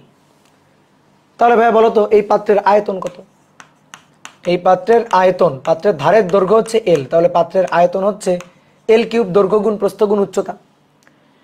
এই ঘনকের প্রত্যেকটা বাহুর দৈর্ঘ্য এল, তাহলে আয়তন এল কিউব, দৈর্ঘ্য গুণ প্রস্থ গুণ উচ্চতা। তো এটা পাত্রের আয়তন। এবার কথা হচ্ছে এটা পাত্রের আয়তন মানেই তো গ্যাসের আয়তন। গ্যাসের কি নির্দিষ্ট কোনো আকার আয়তন আছে? নাই। তো যে পাত্রে রাখা হবে সেই পাত্রের আয়তন দখল করবে। তাহলে এখানে এর মধ্যে যে আদর্শ গ্যাসটা আছে সেই গ্যাসটা পুরো পাত্রের মধ্যে তো ছুটে বেড়াচ্ছে, তাহলে গ্যাসের আয়তন পাত্রের আয়তনের সমান। তাহলে এটা আলটিমেটলি গ্যাসের আয়তন পাত্রেরও আয়তন। এবার আসো ধরি এর মধ্যে যে গ্যাসটা রাখা আছে সেই গ্যাসের প্রতিটি অণুর ভর, প্রতিটি অণুর ভর, একটা নির্দিষ্ট গ্যাস রাখা আছে, তাহলে প্রতিটি অণুর ভর সেম, এবং সেই প্রতিটি অণুর ভর ধরলাম ছোট হাতের এম। এবং এই পাত্রের মধ্যে যে পরিমাণ গ্যাস আছে তার জন্য মোট অণুর সংখ্যা, মোট অ্যাটম নাম্বার, সেটা হচ্ছে ক্যাপিটাল লেটারে। তাহলে আমি যদি এখন তোমাকে জিজ্ঞেস করি, বলো তো এই পাত্রের মধ্যে যে গ্যাসটা আছে সেই গ্যাসের মোট ভরটা কত? তাহলে এই পাত্রের মধ্যে যে গ্যাসটা আছে সেই গ্যাসের মোট ভর, মোট ভর ক্যাপিটাল লেটার এম, এটা equal to M into M ছোট হাতের M into capital letter M. ঐকিক নিয়ম, একটা অণুর ভর ছোট হাতের এম, অতএব এন সংখ্যক অণুর ভর, ক্যাপিটাল লেটার এন সংখ্যক অণুর ভর, তাহলে ছোট হাতের M into capital letter N, তাহলে মোট আয়তন মোট ভরটা পাওয়া যাবে। সেই মোট ভরটা হচ্ছে ক্যাপিটাল লেটার এম। কি ক্লিয়ার? মোট ভরটা বের করলাম, একটা অণুর ভর মোট অণুর সংখ্যা দিয়ে গুণ দিলাম, মোট ভর পেয়ে গেলাম। এবার আসো আমরা আমাদের টার্গেট হচ্ছে এই পাত্রের মধ্যে যে গ্যাসটা আবদ্ধ রাখা আছে সেই গ্যাসের প্রেসারটা বের করা, চাপ বের করা। তো চাপ আমরা বের করবো একেবারে নিউটনের মেকানিক্স থেকে। এই যে আদর্শ গ্যাসের অণুগুলো, এগুলো নিউটনের গতিসূত্র মানে, এগুলো স্থিতিস্থাপক গোলক সদৃশ, গোলকগুলো ছুটে বেড়াচ্ছে। তো ছুটে বেড়ালে অবশ্যই পাত্রের দেওয়ালের সাথে ধাক্কা লাগবে। পাত্রের দেওয়ালের সাথে যখন ধাক্কা লাগবে তখন এর ভর বেগের পরিবর্তন হবে। আমরা ভর বেগের পরিবর্তনের হার এটা সমান সমান জানি যে প্রযুক্ত বল। আমি তোমার কি বললাম, আমার লাগবে চাপ। আমি চাই এই পাত্রের মধ্যে যে গ্যাসটা আবদ্ধ রাখা আছে সেই গ্যাসের চাপের রাশিমালা বের করতে। তো চাপের জন্মটা হবে কোত্থেকে? কেন এই পাত্রের মধ্যে যে গ্যাসটা আবদ্ধ রাখা হয়েছে সেই গ্যাসটা কেন পাত্রের উপর চাপ প্রয়োগ করবে? কেন গ্যাসের চাপ থাকবে? চাপ থাকবে গতির কারণে, বেগের কারণে। অণুগুলার বেগ আছে না, অণুগুলা ছুটে বেড়াচ্ছে না, নাকি অণুগুলা স্থির? অণুগুলা যদি স্থির থাকতো তাহলে কিন্তু কোনো চাপ হইতো না, কিন্তু অণুগুলা তো গতিশীল। গতিশীল হওয়ার কারণেই চাপের সৃষ্টি হবে। কেন? গতিশীল হওয়ার কারণে অণুগুলা ছুটে বেড়াবে, আর ছুটে বেড়ালে পাত্রের দেওয়ালের উপর গিয়ে ধাক্কা দিবে। আর পাত্রের দেওয়ালের উপর যখন ধাক্কা দিবে তখন এই ধাক্কার কারণে ভরবেগের পরিবর্তন হবে, ধাক্কার কারণে বল প্রযুক্ত করবে। আর এই বল প্রযুক্ত হচ্ছে ভরবেগের পরিবর্তনের কারণে, অণুর ভরবেগের পরিবর্তন হবে। মানে প্রযুক্ত বল কোথায় পাবো? নিউটনের লতে পাবো, নিউটনের সেকেন্ড ল, যে প্রযুক্ত বল হচ্ছে ভরবেগের পরিবর্তনের হার। তাহলে নিউটনের সেকেন্ড ল থেকে আমরা প্রযুক্ত বলটা পাবো। এবার একক ক্ষেত্রফলে প্রযুক্ত বলটাই হচ্ছে চাপ। তো এই দেওয়ালের উপর, এই পাত্রের যে দেওয়াল, তল, এই তলের উপর গিয়ে যখন ধাক্কা দিচ্ছে তখন তলের উপর বল প্রযুক্ত করতেছে। তাহলে সেই প্রযুক্ত বলের মানটা হিসাব করে তলের ক্ষেত্রফল দিয়ে ভাগ দিয়ে দিবা। তো তলের ক্ষেত্রফল দিয়ে ভাগ দিলেই আমরা পেয়ে যাব চাপ। কারণ একক আয়তনে প্রযুক্ত বলকেই বলা হয়, একক ক্ষেত্রফলে প্রযুক্ত বলকেই বলা হয় হচ্ছে চাপ। কি ক্লিয়ার? তাহলে আমাদের কাজ এখন চাপের হিসাব করা। তাহলে চাপের হিসাব করতে গেলে বল লাগবে, আর বলের জন্য ভরবেগের পরিবর্তনের হার লাগবে, একেবারে নিউটনের মেকানিক্স। তাহলে আসো দেখো, এই যে অণুগুলা, এই অণুগুলা তো স্থির না, অণুগুলা গতিশীল। তাহলে ধরো এর মধ্যে থেকে একটা অণুকে আমরা তুলে নিই, যে একটা অণু ধরলাম, সেই একটা অণু তার ভর হচ্ছে এম, এবং সেই একটা অণুর বেগ হচ্ছে ধরো c1। ধরো একটা অণু, প্রথম অণু, তার বেগ হচ্ছে c1, দ্বিতীয় অণু হলে তার বেগ c2, তৃতীয় অণু হলে তার বেগ c3, dot dot dot dot n তম অণু হলে তার বেগ হবে cn। তাহলে এই যে অণুটা, এই অণুটার বেগ c1, এটাকে যদি ভেক্টর ফরম্যাটে লেখা হয় তাহলে c1 ভেক্টর এটা equal two u1 i cap, বুঝছো? তাহলে এর x অক্ষ বরাবর বেগের উপাংশ বা কম্পোনেন্ট হবে u1, y অক্ষ বরাবর বেগের উপাংশ বা কম্পোনেন্ট হবে v1, আর z অক্ষ বরাবর বেগের উপাংশ বা কম্পোনেন্ট হবে w1, ত্রিমাত্রিক বেগ। তাহলে c1 এটা equal two u1 i cap plus v1 j cap plus w1 k cap. ঠিক আছে? তাহলে এইখান থেকে আমরা কি বলতে পারি? c1 স্কয়ার এটা equal two u1 square v1 square w1 square. গ্যাসের গতিতত্ত্বে একটু আগে আমরা লিখে আসছিলাম যে কোনো অক্ষ বরাবর বেগের যে উপাংশের মান তার বর্গের গড় মানটা সমান। তাহলে তার বর্গের গড় মানটা যদি সমান হয়, তার মানে u1 স্কয়ার তার গড় মান, v1 স্কয়ার তার গড় মান, সবই সমান। তাহলে এইখানে আমরা এই যে সবগুলাকে u1 স্কয়ার লিখে দিলাম, এই যে সবগুলাকে u1 স্কয়ার তার গড় এটা লিখে দিলাম। তাহলে এখানে আমরা পাবো c1 স্কয়ার এবং তার গড়। তাহলে কি হচ্ছে? c1 স্কয়ার এটা সমান সমান 3u1 স্কয়ার। তাহলে অতএব u1 স্কয়ার এটা ইকুয়াল টু 1/3 c1 স্কয়ার। দেখো এই হিসাবটা আগেই করে আসছিলাম, গ্যাসের গতিতত্ত্বের শিকার্যের ওখানেই এই হিসাবটা করে আসছিলাম আমরা। তাহলে এটা আপাতত লেখা থাক, দেখি এটা আমাদের পরবর্তীতে কোনো কাজে লাগতে পারে। যেহেতু গ্যাসের অণুর বেগ ত্রিমাত্রিক, তো সেই ত্রিমাত্রিক বেগের কারণে আমরা আদর্শ গ্যাসের গতিতত্ত্বের যে শিকার্য, সেই শিকার্য থেকে কিন্তু এই জিনিসটা পাইলাম। কি কথা বুঝছো? সেই শিকার্য থেকে এই জিনিসটা পাইলাম। এবার আমাদের টার্গেট হচ্ছে চাপের রাশিমালা হিসাব করা। তাহলে আসো এবার চাপের রাশিমালা হিসাব করব।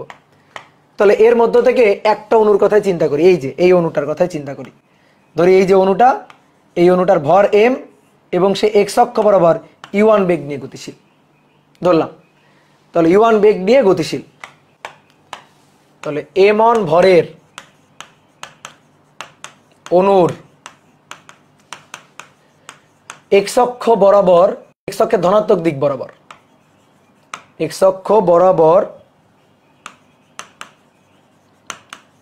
বেগের কম্পোনেন্ট বা বেগ হচ্ছে u1।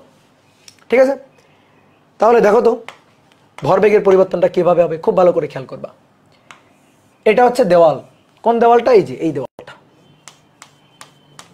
এই যে এই দেওয়ালটা। তো আমি এই দেওয়ালটাকে এখানে একটু আঁকি।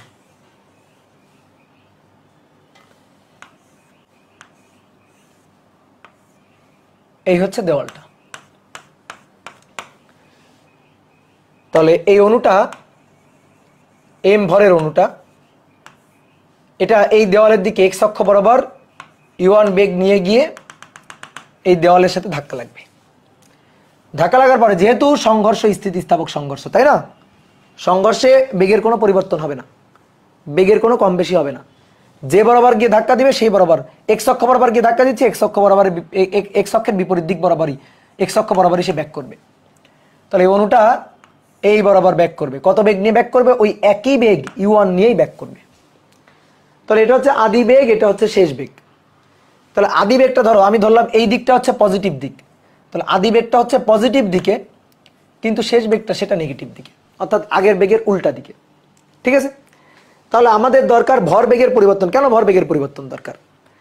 অণুটা গিয়ে যখন এই দেওয়ালের উপর ধাক্কা লাগাবে তখন ভর বেগের পরিবর্তন হবে, কারণ আমরা চাই এই অণুটাই দেওয়ালের উপর কি পরিমাণ বল প্রযুক্ত করলো। যদি বল প্রযুক্ত করে সেই বল থেকেই তো চাপ, কারণ এই বলকে আমি ক্ষেত্রফল দিয়ে যখন এই দেওয়ালের ক্ষেত্রফল দিয়ে যখন ভাগ দিব তখনই তো প্রেসার পাবো, চাপ পাবো। তাহলে সেই প্রেসারের মানটা আমরা হিসাব করতে চাই। তাহলে তার জন্য আমাদের কি দরকার? আমাদের দরকার ভরবেগের পরিবর্তনের হার হিসাব করা।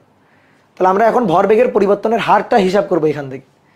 তাহলে ভরবেগের পরিবর্তনের হার, এটাই প্রযুক্ত বল। তাহলে দেখো তো তুমি আদি ভরবেগটা একটু দেখো তো ভালো করে। আদি ভরবেগ, এই অ্যাটমটার, এম ভরের অ্যাটমটার আদি ভরবেগ, ভর আর বেগের গুণফলকে ভরবেগ বলে। তাহলে ভর এম, আদি বেগ u1, পজিটিভ দিকে, এই যে সামনে পজিটিভ। শেষ ভরবেগ, শেষ ভরবেগ, তাহলে ভর এবং শেষ বেগ, শেষ বেগ u1 কিন্তু নেগেটিভ দিকে, তাহলে মাইনাস এম u1। ঠিক আছে, ভরবেগ ভেক্টর রাশি।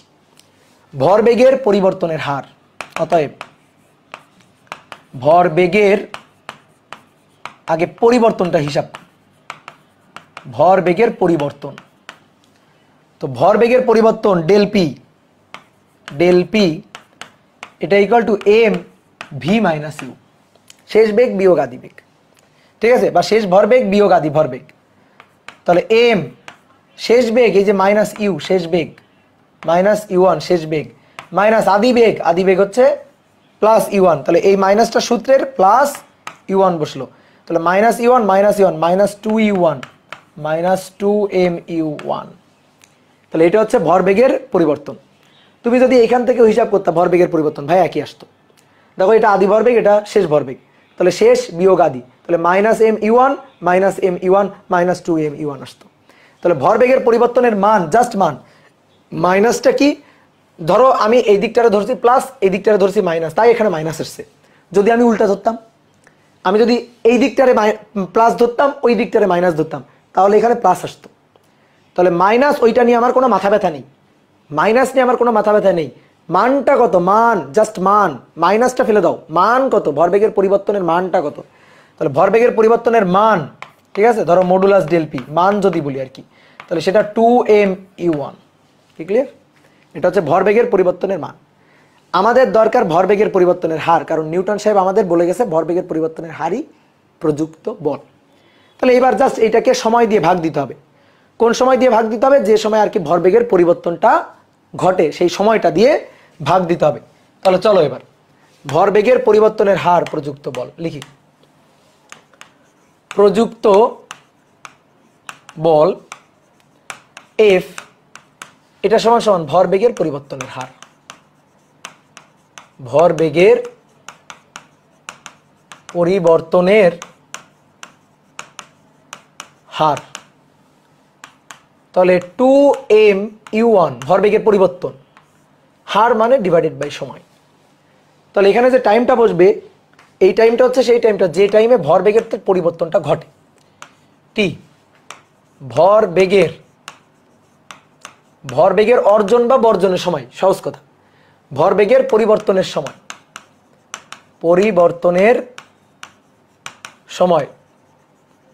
ভরবেগের পরিবর্তনের সময় টি, সময়টা লাগবে এবার।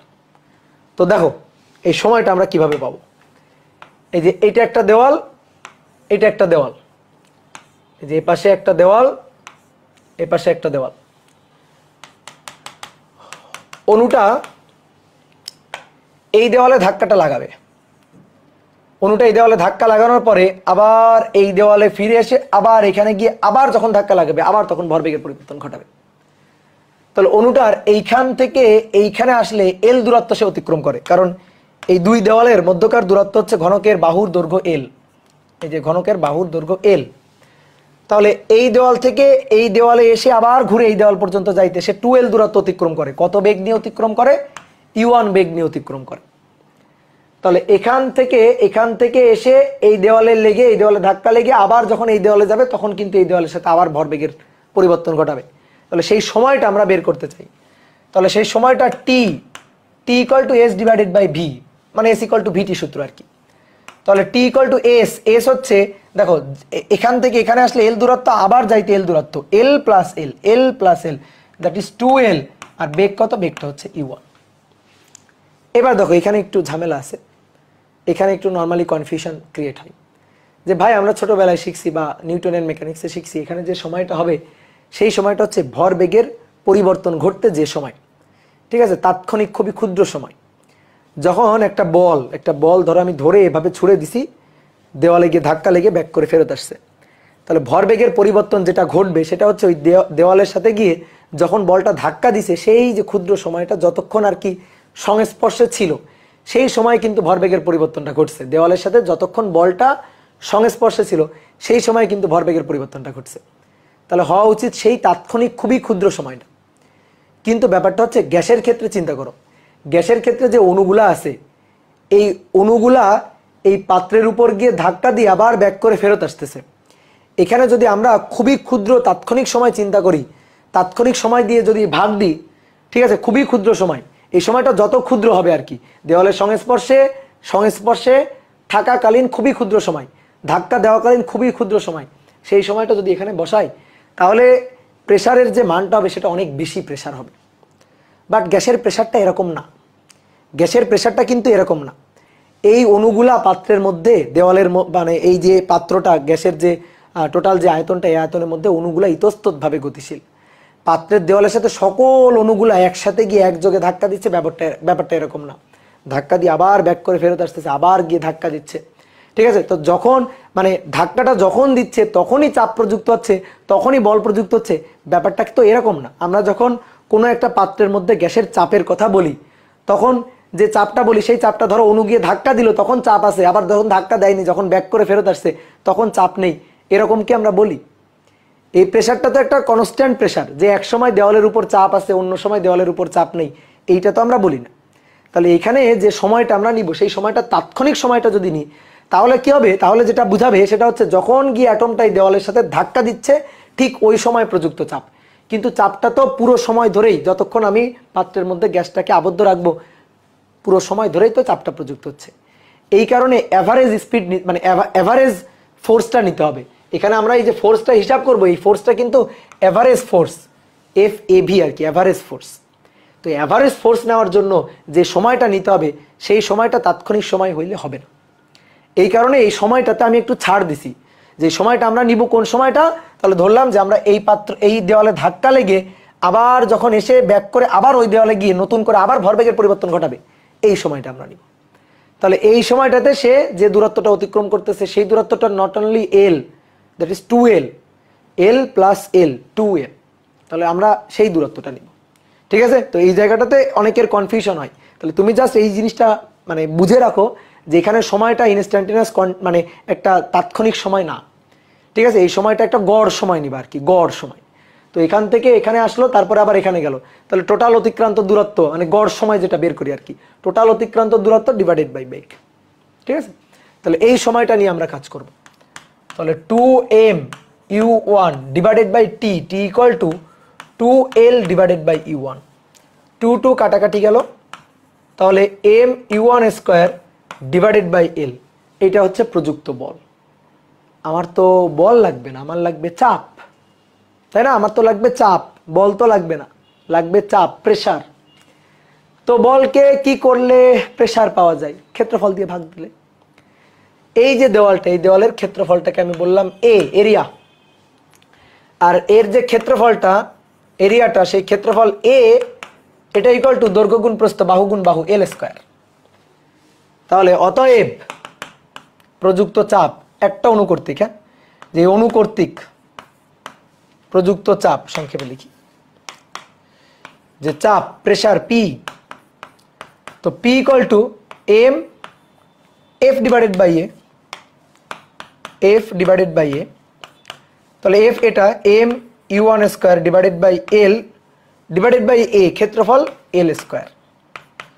তাহলে M U one square divided by V, M U one square divided by V. U one আছে, এটা তো এক্স অক্ষ বরাবর বেগের কম্পোনেন্ট, ঠিক আছে? এটা এক্স অক্ষ বরাবর বেগের কম্পোনেন্ট। তাহলে আমরা একটা কাজ করতে চাই, এক্স অক্ষ বরাবর বেগের কম্পোনেন্ট না, আমি পুরোটাই নিতে চাই। এক্স অক্ষ বরাবর, শুধু যে এক্স অক্ষ বরাবর বেগের কম্পোনেন্ট রাখবো সেটা আমি চাই না, আমি চাই পুরোটাই নিতে। তাহলে আমি পুরোটাই নিতে চাই, তাহলে পুরোটা আমি কিভাবে নিব? দেখো পুরোটা কিভাবে নিতে পারি, ইউ ওয়ান আছে না, তাহলে আমরা এখানেই লিখে রাখছিলাম, এই যে U one, U one, U one square, তার গড় মান হচ্ছে 1/3 সি ওয়ান স্কোয়ার গড় মান। কি দেখছো, লিখে রাখছিলাম। তাহলে আমরা এখানে এটারে বলতে পারি যে U one square, U one এটা স্কোয়ার 1/3 সি ওয়ান স্কোয়ার। তাহলে এখানে লিখে দিলে M divided by V 1/3 C one square. কি বুঝতে পারছো? ক্লিয়ার? বোঝা গেছে কিনা? ওকে, তাহলে আমরা এই কাজটা করলাম। এটা কিন্তু আর একটা ভাবেও করা যায়, যে এটা তো এক্স অক্ষ বরাবর চাপের হিসাব, তাহলে অনুকর্তিক মানে সেম একইভাবে আবার হিসাব নিকাশ করে নিয়ে আসতে হবে। তাহলে অনুর জন্য ওয়াই অক্ষ বরাবর বেগের কম্পোনেন্ট ধরে আবার হিসাব করব, তখন মানে সেম হিসাব করবা তবে আরেকবার। তাহলে তখন এই দুই দেওয়ালে ধাক্কা, তখন এই যে এই বেগটা হবে ভি, অনুর বেগ, অনুর ভর হবে এম, ধাক্কা লাগার পরে আবার ব্যাক করে যখন এদিকে ফেরত আসবে তখন বেগটা হবে মাইনাস ভি আর কি। তারপরে এই যে উপর নিচ নিলে হচ্ছে ভি, তারপরে এই সাইড আর ওই সাইড নিলে, সামনে পিছনে নিলে, ঠিক আছে? এটা যেমন ডান বাম উপর নিচ, এবার সামনে পিছনে নিলে তখন হচ্ছে ডাব্লু। ধরো যে এই দিকের বেগটা হচ্ছে ডাব্লু, ওই দিকের বেগটা হচ্ছে তাহলে মাইনাস ডাব্লু, ঠিক আছে? এরকম যে এই পাশে একটা দেওয়াল, এই যে সামনের একটা দেওয়াল, আর ওই যে পিছের একটা দেওয়াল, পিছের একটা দেওয়াল, তো এইভাবে নিলে হচ্ছে ডাব্লু। তাহলে সেম ভাবে সব কিছু হিসাব নিকাশ করে আসলে লাস্টে এখানে হবে ডাব্লু ওয়ান স্কোয়ার। তাহলে ওই অনুকর্তিক প্রযুক্ত মোট যে চাপ, প্রযুক্ত মোট যে চাপ, তাহলে তিনটে অ্যাক্সিস বরাবর চাপের যোগফল তখন হবে আর কি M V U one square plus M V, তারপরে V one square plus M V, তারপর ডাব্লু ওয়ান স্কোয়ার, এভাবে যোগটোগ করে হিসাব করতে হবে। তো এইভাবেও একটা মেথডে করা যায়, একই জিনিস আসবে।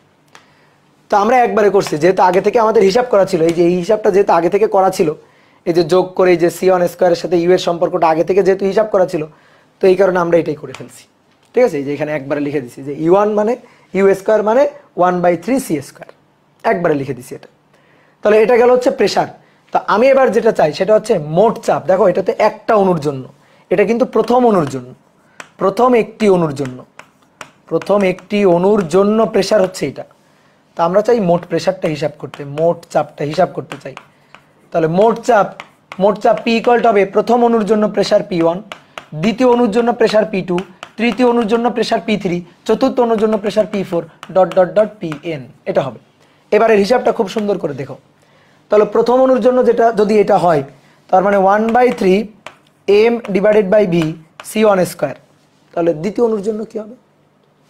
1/3 m বাই v, v আয়তন c2 স্কয়ার। তৃতীয় অণুর জন্য 1/3 m by v c3 square. তাহলে এইভাবে চলতে থাকবে। তাহলে c2 স্কয়ার ...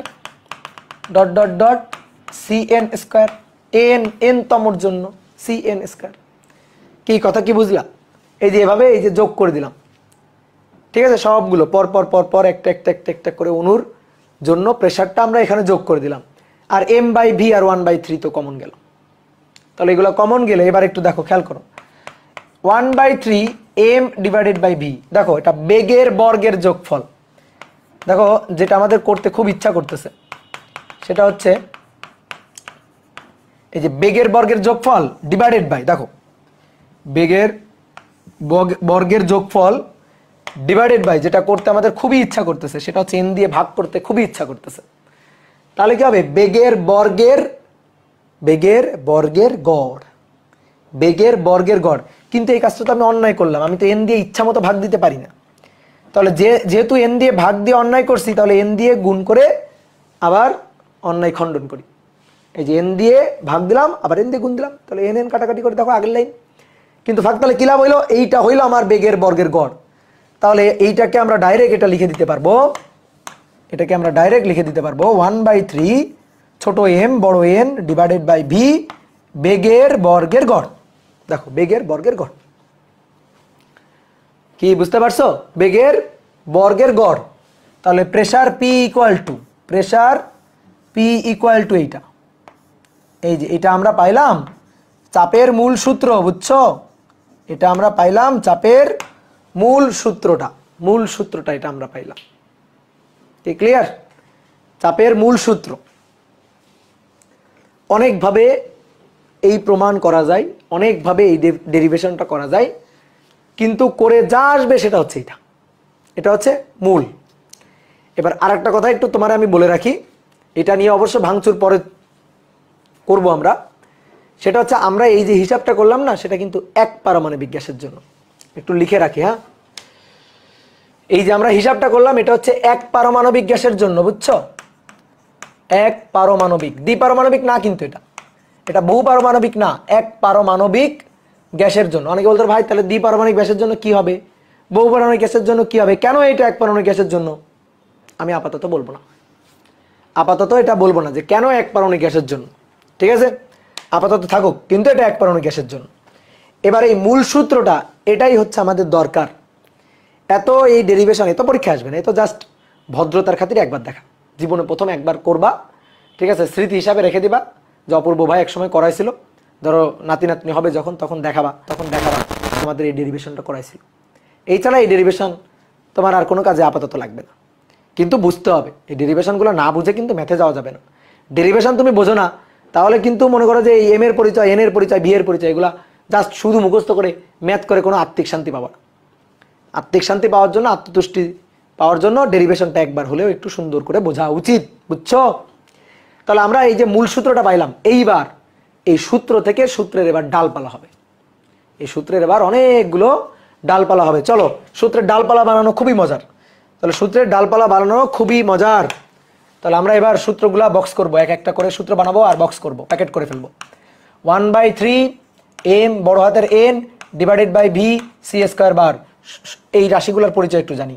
p হচ্ছে চাপ, v হচ্ছে গ্যাসের আয়তন, m হচ্ছে একটা অণুর ভর, বড় হাতের n হচ্ছে টোটাল অণুর নাম্বার, আর c স্কয়ার বেগের বর্গের গড়। ঠিক আছে, এটা হচ্ছে গড় বর্গবেগ, মূল গড় বর্গবেগ না, কিন্তু মূল গড় বর্গবেগ হবে রুট করি না এখন।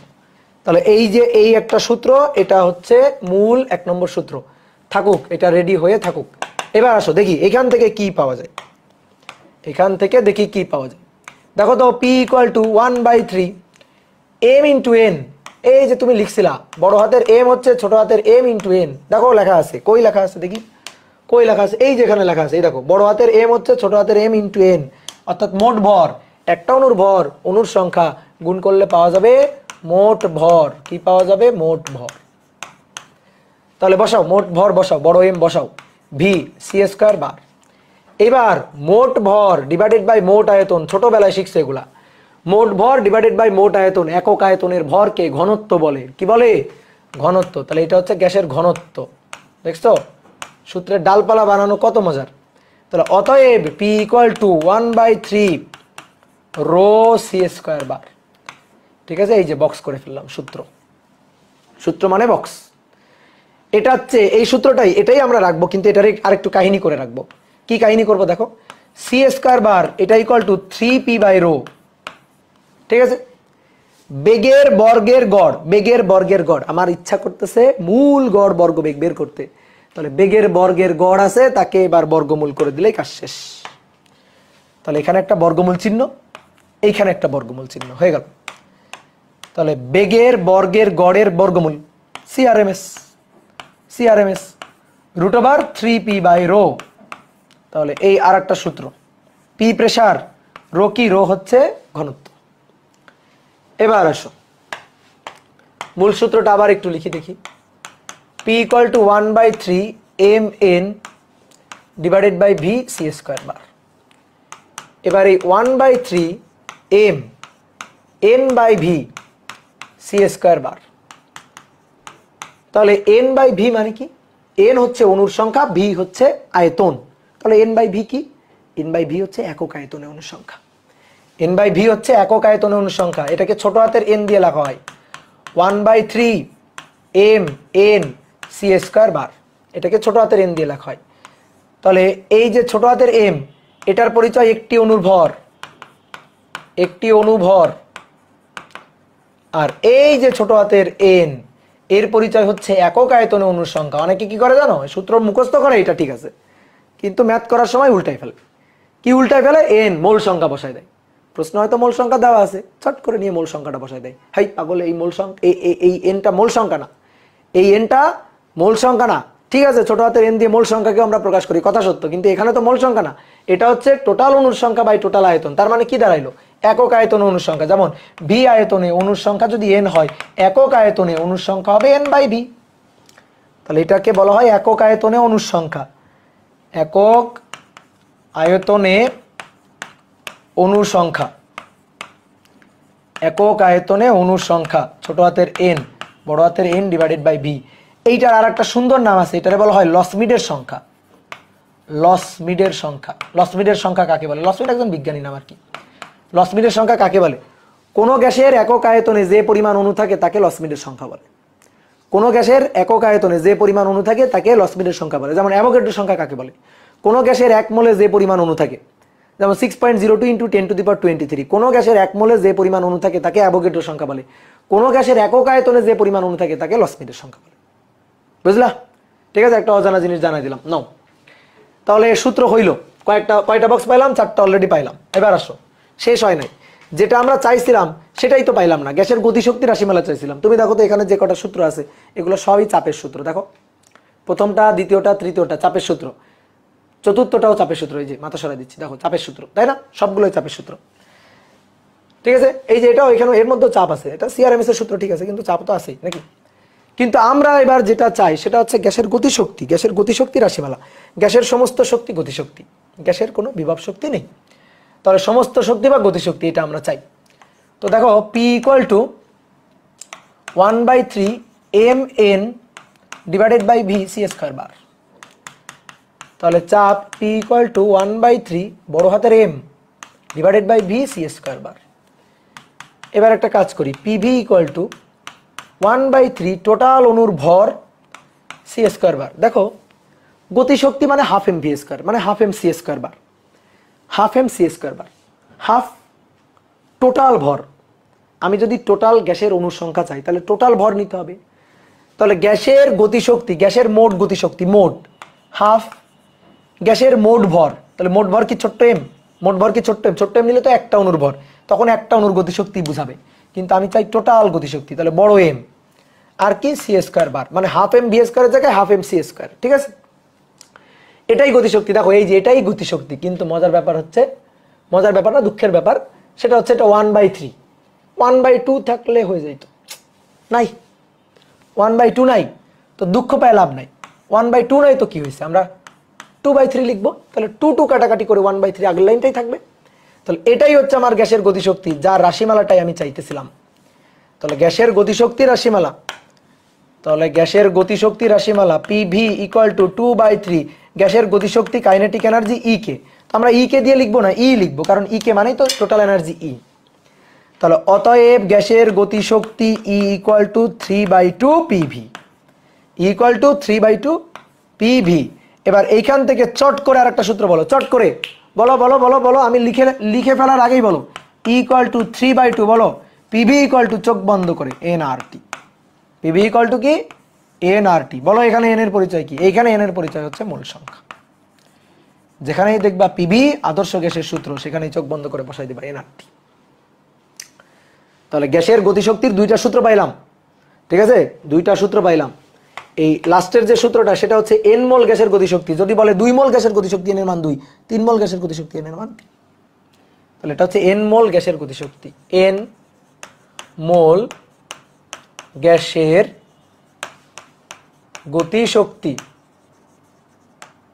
এন মোল গ্যাসের গতিশক্তি ইকুয়াল টু 3/2 nRT। এবার শোনো, এন মোল, 1 মোল, 2 মোল আমি চাই না, আমি চাই একটা অণুর গতিশক্তি, আমি চাই একটি অণুর গতিশক্তি, একটি অণুর গতিশক্তি। বলো কি করব, বলো আমারে বুদ্ধি দাও। এটা তো এন মোলের, আচ্ছা আসো তো এন মোল বাদ দাও, 1 মোল আগে বলো তো দেখি। 1 মোলের, 1 মোলে কয়টা অণু থাকে? অ্যাভোগাড্রোর সংখ্যা সমান, অর্থাৎ এন এ 6.02 × 10⁻23। তাহলে 1 মোল বা অ্যাভোগাড্রোর সংখ্যা এতটি অণুর গতিশক্তি,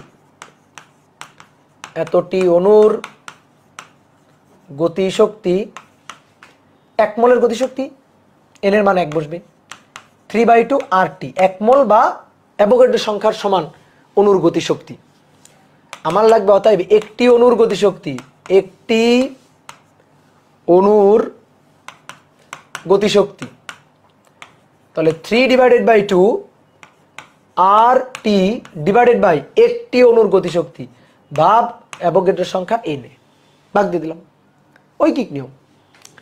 এবার দেখো R/N এ, এটা মানে বোল্টজম্যান কনস্ট্যান্ট। আর molar gas constant, N A অ্যাভোগাড্রোর সংখ্যা সেটা আরেকটা কনস্ট্যান্ট, এই দুইটা কনস্ট্যান্টের রেশিও আরেকটা কনস্ট্যান্ট, এবং সেই কনস্ট্যান্ট হচ্ছে বোল্টজম্যান কনস্ট্যান্ট। 3/2 R/NA মানে K × T, ঠিক আছে, কে বোল্টজম্যান কনস্ট্যান্ট। তাহলে একটি অণুর গতিশক্তি, এটা হচ্ছে একটি অণুর গতিশক্তি। তোমরা খুবই কনফিউজড হয়ে যাও, একটি অণুর গতিশক্তি মানে গ্যাসের গড় গতিশক্তি, বুঝলা? একটা অণুর গতিশক্তি মানেই গ্যাসের গড় গতিশক্তি। তাহলে দুইটা জিনিসকে আমি বক্স করে দিচ্ছি, দেখো এই একটা, এটা হচ্ছে একটি অণুর গতিশক্তি, আর এই একটা, এটা হচ্ছে এন মোলের গতিশক্তি, ঠিক আছে, একটা একটি অণুর গতিশক্তি আর একটা এন মোলের গতিশক্তি। যদি আমি বলি দুইটা অণুর গতিশক্তি, ওকে, তাহলে 3/2 KT গুণ 2। যদি বলি 4টা অণুর গতিশক্তি, এটা বের করে গুণ 4। যদি বলি 4 মোলের গতিশক্তি, তাহলে আর এটা না, তাহলে ওইটা, এন এর মান 4। দুইটার মধ্যে পার্থক্য বুঝলা? পার্থক্যগুলা মাথায় রাখিও, হ্যাঁ। এবার এইটার একটু পাশে লিখে রাখো, এটা হচ্ছে অণুর গড় গতিশক্তি। যখন বলবে অণুর গড় গতিশক্তি, তখন এইটা বুঝবা, অণুর গড় গতিশক্তি। অণুর গড় গতিশক্তি মানেই একটা অণুর গতিশক্তি, অণুর গড় গতিশক্তি মানেই আসলে একটা অণুর গতিশক্তি। তাহলে এটাই তুমি বুঝবা, তাহলে মাথা নষ্ট করার কিছু নাই, সহজ জিনিস। এবার আসো নেক্সট, চেঞ্জ করলাম। দেখো তো ভাইয়া, একটি অণুর গতিশক্তি, একটি অণুর গতিশক্তি একটু আগে তুমি হিসাব নিকাশ করলা, 3/2 KT একটি অণুর। তো একটি অণুর গতিশক্তিকে আমি একটু 1/2 mv² ফরম্যাটে লিখব, কেন? আমার ইচ্ছা তাই। তাহলে 1/2 mv² ফরম্যাটে, 1/2 mv², 1/2 mc² বার, বুঝছো? এটা সমান সমান 3/2 KT, একটা অণুর গতিশক্তি। একটা অণুর গতিশক্তি, ভালো করে শুনো কথাটা, একটা অণুর গতিশক্তি বলে একটা অণুর ভর, দেখছো, ছোট এম, একটা অণুর গতিশক্তি, সো একটা অণুর ভর। 2 2 কাটাকাটি গেল, তাহলে c² বার এটা equal to 3 KT divided by ছোট হাতের এম।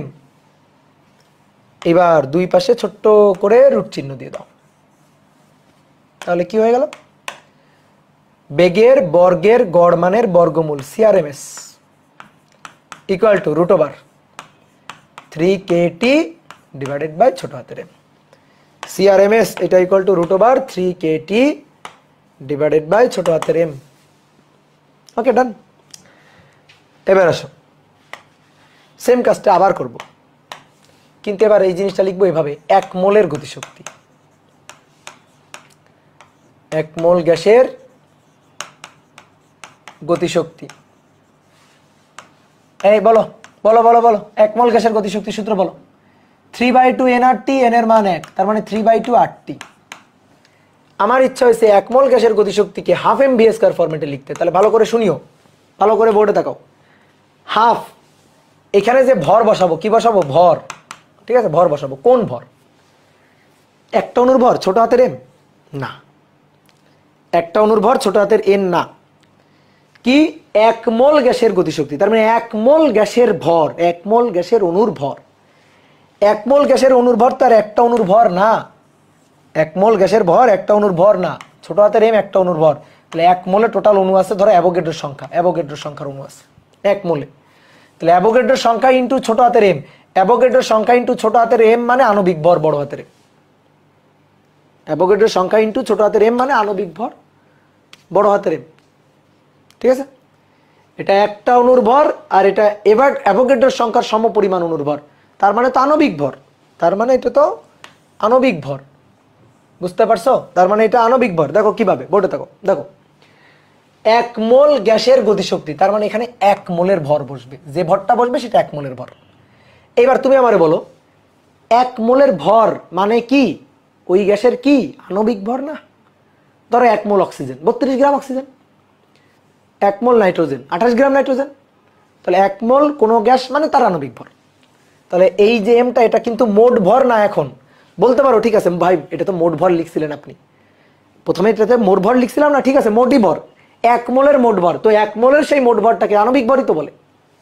তাহলে হাফ মোট ভর আণবিক ভর c square bar equal to 3/2 RT। তাহলে 1 মোলের জন্য মোলার ভর আণবিক ভর, একটি অণুর জন্য একটি অণুর ভর। এবার 2 আর 2 কাটাকাটি করে দাও, তাহলে c square bar 3RT divided by বড় হাতের এম, দুই পাশে দুইটা ছোট্ট রুট চিহ্ন দিয়ে দাও। তাহলে অতএব সি আর এম এস এর আরো একটা সূত্র চলে আসবে, √3RT ডিভাইডেড বাই বড় হাতের এম। বুঝতে পারছো? খুবই সহজ, শেষ। তাহলে সূত্রের দেখো কতগুলো ডালপালা হইল, সূত্রের অনেকগুলো ডালপালা হইল। গ্যাসের অণুর বেগ বলতে এখন আমরা সিআরএমএসটাকেই বুঝবো। এবার আসো দেখি সূত্রগুলো তো আমরা শিখলাম। দেখো গ্যাসের মূল গড় বর্গবেগের 3টা সূত্র, এই দুইটা তুমি ছোট হাতের কে দিয়ে লিখলে, বোল্টজম্যান কনস্ট্যান্ট দিয়ে লিখলে, নিচে ছোট হাতের কে না, বোল্টজম্যান কনস্ট্যান্ট দিয়ে লিখলে নিচে ছোট হাতের এম অর্থাৎ একটা অণুর ভর বসাবা। আর যদি মোলার গ্যাস কনস্ট্যান্ট দিয়ে লেখো তাহলে কিন্তু ভাই আণবিক ভর বসাবা।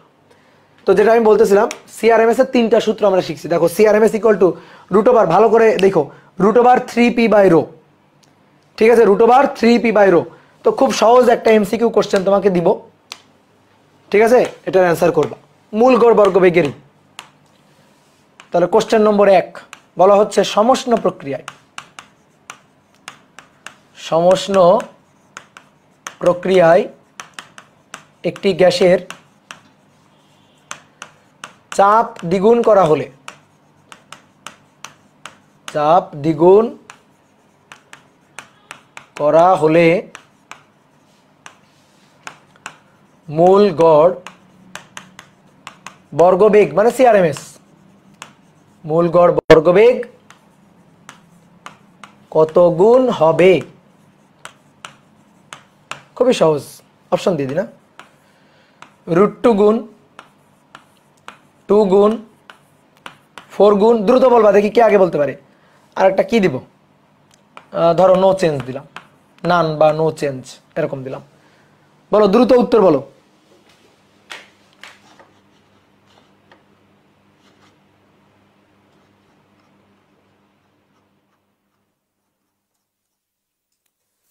হ্যাঁ এই তো, গুড। মুসরাত, ইবতিদা মুসরাত বলছে অপশন এ। একজন বললো, শুধু একজন বললো, অনেকে বলছে, গুড, ভেরি গুড। তাহলে √2 গুণ, হ্যাঁ খুব সুন্দর হয়েছে তোমাদের। দেখো এটা খুবই common, CRMS equal to √3p/ρ, একেবারে চোখের সামনে দেখা যাচ্ছে √3p/ρ। পি প্রেসার বলছে, প্রেসার দ্বিগুণ করলে, চাপ দ্বিগুণ করলে সিআরএমএস কত গুণ হবে? চাপ দ্বিগুণ করলে সিআরএমএস কত গুণ হবে? চাপের সাথে বর্গমূলের সমানুপাতিক সম্পর্ক। তাহলে চাপ যদি দ্বিগুণ করা হয় তাহলে সিআরএমএস চাপ দ্বিগুণ, 2 গুণ। তাহলে অতএব সিআরএমএস হবে √2 গুণ। ঠিক আছে, √p তো √2 গুণ। তাহলে অপশন এ, বুঝছো? অপশন এ, ঠিক আছে নাকি? না, অপশন এ না, option D, no change. Option D, no change, এটা হয়নি, ঠিক আছে, এটা ভুল, এটা ঠিক নেই, এই হিসাবটা গোজামিল হয়েছে। তাহলে option D, option D, option D, no change, ঠিক আছে, নো চেঞ্জ, কোনো পরিবর্তন হবে না। এই একজন তো বলছে, দেখি কে বলছে, ইকবাল বাড়ি বলছে no change, good, very good, no change, change হবে না। না কেন? কারণ সমষ্ণ প্রক্রিয়া, তাই। এই যে দেখো, সমষ্ণ প্রক্রিয়া, তাই, তাই কোনো চেঞ্জ হবে না। তো কিভাবে আসো দেখি, দেখো CRMS ইকুয়াল টু √3p/ρ আছে, কোনো সমস্যা নেই। তুমি পি কে দেখলা, রো কে দেখলা না? পি কে দেখলা, রো কে তো তোমার একটু দেখতে হবে। কোন একটা গ্যাসের উপর চাপ যদি দ্বিগুণ করে দেওয়া হয়, গ্যাসটা আরো ঘন হয়ে যাবে না? এটা তো কমন সেন্স। চাপ দ্বিগুণ, গ্যাসটা ঘন হয়ে যাবে, ঘনত্ব দ্বিগুণ হবে। তাহলে চাপ দ্বিগুণ, ঘনত্ব হবে দ্বিগুণ। চাপ দ্বিগুণ, ঘনত্ব দ্বিগুণ, উপর দ্বিগুণ, নিচে দ্বিগুণ, 2 গুণ 2 গুণ কাটাকাটি, নো চেঞ্জ। CRMS এর কোনো পরিবর্তন হবে না। এবার এত জোর দিয়ে আমি কিভাবে বলতেছি? হ্যাঁ, সমষ্ণ প্রক্রিয়া চাপ আর ঘনত্বের রেশিও ধ্রুব সংখ্যা। সমষ্ণ প্রক্রিয়ায় প্রেসার ডিভাইডেড বাই রো, ঘনত্ব কনস্ট্যান্ট থাকবে। কেমনে? দেখো কেমনে। PV equal to nRT। ঘনত্ব কার মধ্যে আছে? আয়তনের মধ্যে। রো ইকুয়াল টু m/v, তাহলে v equal to m/ρ, m divided by rho, nRT। তাহলে একটা কাজ করো, p কে রাখি নিচে, রো কে রাখি, বাকি সবাইকে এখানে পাঠাই দিলে nRT divided by m। n আর m এগুলো তো এমনি কনস্ট্যান্ট। n নির্দিষ্ট পরিমাণ মোল সংখ্যার গ্যাস কনস্ট্যান্ট, আর মোলার গ্যাস কনস্ট্যান্ট, নির্দিষ্ট গ্যাসের ভর ছোট হাতের m, এটাও কনস্ট্যান্ট। এবার আসো টেম্পারেচার, টেম্পারেচার তাপমাত্রা, তাপমাত্রা টেম্পারেচার। তাহলে সমষ্ণ প্রক্রিয়ায়, সমষ্ণ প্রক্রিয়া, সমষ্ণ মানে উষ্ণতা সমান, তাহলে সমষ্ণ প্রক্রিয়ায় টি কনস্ট্যান্ট। তাহলে ভাইয়া টি যদি কনস্ট্যান্ট হয়, তাহলে অতএব পি ডিভাইডেড বাই রো, এটা তো কনস্ট্যান্ট থাকবে, তাই না? তার মানে পি কে দ্বিগুণ করলে সমষ্ণ প্রক্রিয়ায় রো অবশ্যই দ্বিগুণ হবে, না হলে কনস্ট্যান্ট কিভাবে থাকে? চাপ দ্বিগুণ করলে ঘনত্ব দ্বিগুণ হবে, চাপ 3 গুণ করলে ঘনত্ব 3 গুণ হবে। তাহলে চাপকে কি করা হয়েছে? দ্বিগুণ। তো চাপকে দ্বিগুণ করা হলে ঘনত্ব কত হবে? দ্বিগুণ। তাহলে কোনো চেঞ্জ হবে না। তাহলে অতএব CRMS এটা নো চেঞ্জ, অপরিবর্তনীয় থাকবে, অপরিবর্তনীয়। এবার এখান থেকে অনেকে জিজ্ঞেস করতে পারো, ভাই তাহলে গ্যাসের CRMS কখন চেঞ্জ হবে? গ্যাসের CRMSটা চেঞ্জ হবেটা কখন? হবে টেম্পারেচারে পরিবর্তন করলে। সহজ কথা, একেবারে সহজ কথা, টেম্পারেচারের পরিবর্তন হলে CRMS এর পরিবর্তন হবে। দেখো তোমার আর একটা সূত্র দিয়ে দেখাই। CRMS এর আমরা দুটো সূত্র শিখলাম, একটু আগেই শিখলাম। √3kT ডিভাইডেড বাই ছোট হাতের m, √3RT ডিভাইডেড বাই বড় হাতের m। তা এখন তুমি যে সূত্রে ফোকাস করো না কেন, 3 constant, k constant, 3 constant, molar gas constant, R constant, ছোট হাতের m বড় হাতের m, ছোট হাতের m একটা অণুর ভর, ওই গ্যাসের একটা অণুর ভর কনস্ট্যান্ট, বড় হাতের m আণবিক ভর, সেটাও তো ভাই কনস্ট্যান্ট। তাহলে CRMS একমাত্র তাপগতীয় চলক, টেম্পারেচারের উপর নির্ভরশীল। CRMS এটা একমাত্র তাপগতীয় চলক, টেম্পারেচারের উপর নির্ভরশীল, টেম্পারেচারের সাথে সমানুপাতিক সম্পর্কযুক্ত। বুঝতে পারছো? টেম্পারেচারের সাথে সমানুপাতিক সম্পর্কযুক্ত, বর্গমূলের সমানুপাতিক। তাপমাত্রার চেঞ্জ হলে CRMS এর চেঞ্জ হবে। এই যে খুবই ইম্পর্টেন্ট কথা। এইবার দেখো প্রশ্নে, দেখো কি বলছে, সমষ্ণ প্রক্রিয়ায়। তাহলে টি কনস্ট্যান্ট, তাহলে এইখান থেকেই তো আমরা বলতে পারি টি কনস্ট্যান্ট হলে, টি কনস্ট্যান্ট যদি হয়, তাহলে অতএব CRMS এটা নো চেঞ্জ, অপরিবর্তনীয়, অপরিবর্তনীয়। তাহলে শোনো, মাথায় রাখবা, CRMS is only function of temperature. CRMS এটা, CRMS is only function of temperature.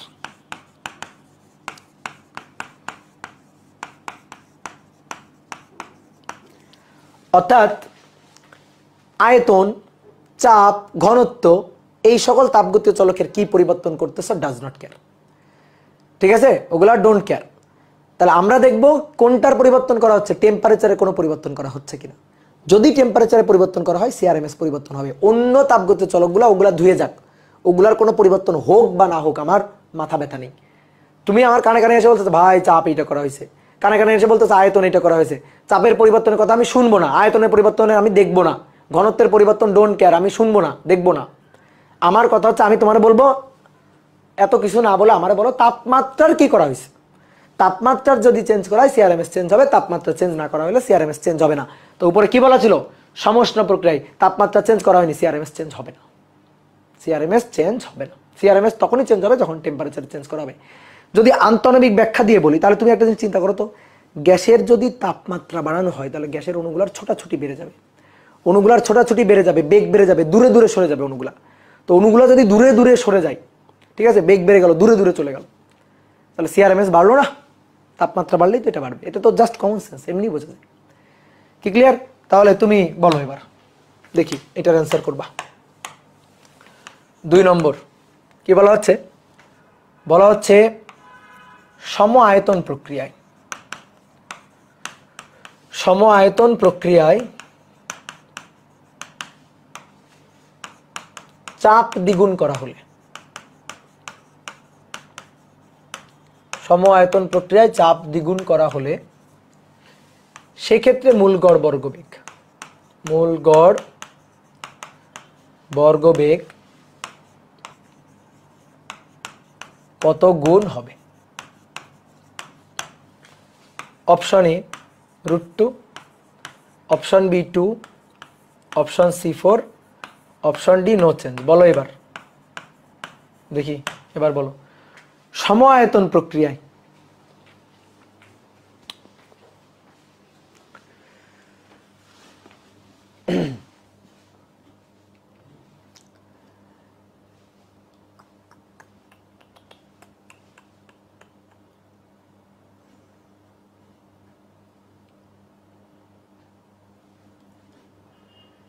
এবার অনেকে বলছে নো চেঞ্জ, আবার অনেকে বলছে এ। নেড়া একবার বেলতলায় যায়, বুঝলা? নেড়া বারবার বেলতলায় যায় না। হ্যাঁ, যারা বলতেছ নো চেঞ্জ তারা হুজুকে বলতেছ। এমডি সিয়াম, এমডি শামসুজ্জামান, এগুলো হচ্ছে নেড়া, ঠিক আছে? এরা বারবার বেলতলায় যাইতেছে। এটা নো চেঞ্জ হবে না, এটা বুঝে বলতে হবে। আসো সূত্র দেখো, ভালো করে সূত্র দেখো। CRMS √3RT divided by M বা √3KT ডিভাইডেড বাই এম, যেটাই বলো না কেন। দেখো কোনটার কি চেঞ্জ করা হয়েছে আমি দেখতে চাই না, তাপমাত্রার কি চেঞ্জ করা হয়েছে এটা আমি দেখতে চাই। তো অনেকে ভাবতেছে তাই তাপমাত্রাতে কোনো চেঞ্জ করা হয়নি। এই পাগল, তাপমাত্রা চেঞ্জ করা হয়েছে, ভালো করে বোঝো। কি প্রক্রিয়ায়? সম আয়তন প্রক্রিয়ায়। সম আয়তন প্রক্রিয়ায় ভি কনস্ট্যান্ট। তো ভি যদি কনস্ট্যান্ট থাকে তো চাপের সাথে তাপমাত্রার সম্পর্ক সমানুপাতিক। বোঝো, চাপীয় সূত্র, চাপীয় সূত্র, প্রেসার আর টি পরস্পরের সাথে সমানুপাতিক, ভি কনস্ট্যান্ট থাকলে চাপীয় সূত্র, 3 নম্বর সূত্রটা। তাহলে প্রেসার কি বলা হয়েছে? চাপ দ্বিগুণ। তাহলে প্রেসার যদি 2 গুণ হয় তাহলে টেম্পারেচারও 2 গুণ হবে, ঠিক আছে? এবার টেম্পারেচার কত গুণ? আমার প্রেসার কত গুণ ভাই দরকার নেই, প্রেসার কত গুণ ও ফেলে দাও। আমার দরকার টেম্পারেচার কত গুণ, টেম্পারেচার দ্বিগুণ, পেয়ে গেছি। টেম্পারেচার যদি দ্বিগুণ হয় তো কে সিআরএমএস এটা হবে √2 গুণ, √2 গুণ, বুঝছো? এই যে √2 গুণ, এটা অ্যান্সার। এটার অ্যান্সার যদি কেউ মনে করো ভাই আপনি তো এই সূত্র দিয়ে দিলেন, আমি যদি এই সূত্র দিয়ে দিতে চাই, কোনটা? সিআরএমএস ইকুয়াল টু √3p/ρ, কোনো ব্যাপার না, হবে, হবে, কোনো সমস্যা নেই, হবে। কিভাবে হবে দেখো, PB equal to nRT, nRT, ঠিক আছে? PB equal to nRT. তাহলে বোর্ডে দেখো, দেখো সম আয়তন প্রক্রিয়ায় আয়তনটা কনস্ট্যান্ট থাকবে, এই যে আয়তনটা কনস্ট্যান্ট।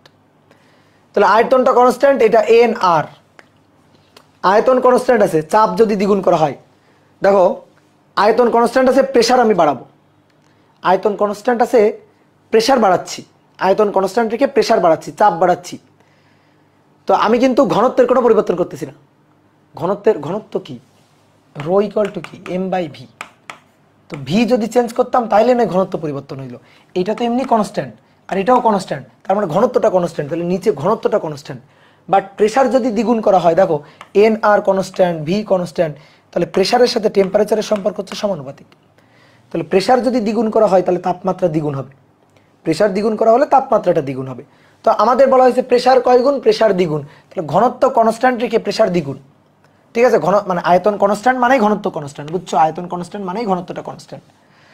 তাহলে আয়তন কনস্ট্যান্ট মানে ঘনত্ব কনস্ট্যান্ট, আর ঘনত্ব কনস্ট্যান্ট থেকে প্রেসার যদি দ্বিগুণ করা হয়, প্রেসার যদি দ্বিগুণ করা হয়, এবার যদি দ্বিগুণ করা হয়, তাহলে সিআরএমএস এবার √2 গুণ, এবার √2 গুণ। ঠিকই তো আছে, কি ক্লিয়ার? ইয়াসিন আরাফাত, দাদা ছুটি চাই, একে ধরে মায়ের হবে। ঠিক আছে, এত ছুটি কিসের? এখন এই যে ছুটি চাও করো, আর তারপরে গিয়ে ওই দেখবা ওই যে রাস্তায় গিয়ে পরীক্ষার আগে দাঁড়াইতে হবে, পরীক্ষা পিছান, আন্দোলন করবা, পরীক্ষা পিছান, বুঝছো? এখন ছুটি চাই না করে পড়াশোনা করো, না হলে ওই যে দেখবা না রাস্তায় কয়েকটা গিয়ে দাঁড়াইছে বলদগুলা, হ্যাঁ 7 দিন পরে পরীক্ষা, এখন আন্দোলন করতেছে, এদেরকে ধৈরা মানে পিটানো উচিত। ওই সময়টা নষ্ট না করে বাসায় বসে পড়লেও কাজে দিবে। এত আগে সিলেবাস দিছে, এত আগে শর্ট কোর্সের সিলেবাস ঘোষণা দিছে, 4 মাস আগে রুটিন দিছে, এতদিন উঠছিল না, আন্দোলন করলে তখন কর, তাই না? আন্দোলন করলে সময় মতো কর, তাই না? এখন আন্দোলন করে, ঢাকা ইউনিভার্সিটি কলেজে পড়ে, এক একজনের যে কি কথাবার্তা মিডিয়ার সামনে, হ্যাঁ এদের জন্য ভালো স্টুডেন্টগুলা সাফার করে। এখন যদি কোনোভাবে এদের জন্য মনে করো যে আন্দোলনের দাবি দেওয়া মাইনে টাইনে নাই সরকার, ঠিক আছে, তাহলে ভালো স্টুডেন্টগুলো সাফার করবে এদের জন্য। ঠিক আছে, এরা মানে নিজেদের ভালো নিজেরাও বোঝে না। 50 মার্কে পরীক্ষা, 50 মার্কে যখন পরীক্ষা হবে তখন তো কোশ্চেনের মানে পরিধিটা ছোট হয়ে আসবে, তখন তো অপশন অত বেশি পাবে না, এবং কঠিন চ্যাপ্টারগুলো থেকে বেশি করে প্রশ্ন দিবে। 50 মার্কের পরীক্ষা, 22 ব্যাচকে ফুলের মেলা, আর কি 23 ব্যাচকে কেন অবহেলা, মানে ব্যানারের কথা দেখলেই হাসি লাগে।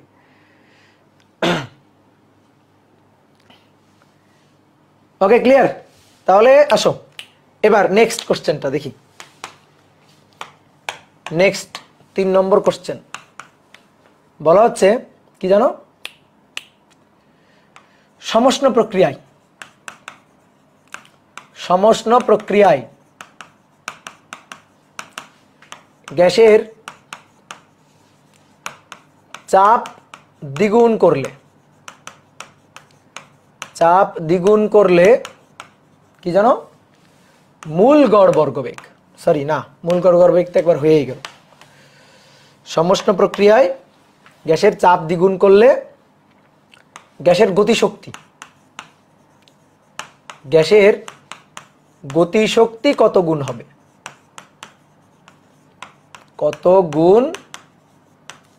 এটা হচ্ছে কোশ্চেন। গ্যাসের গতিশক্তির সূত্র তোমার লিখে দিচ্ছি, নাও তোমাকে আমি হেল্প করতেছি। গ্যাসের গতিশক্তির সূত্র হচ্ছে E=3/2 PV। দেখো খাতা উল্টে দেখো, প্রমাণ করাইছে আজকে। তাহলে অপশনগুলো দিয়ে দিই।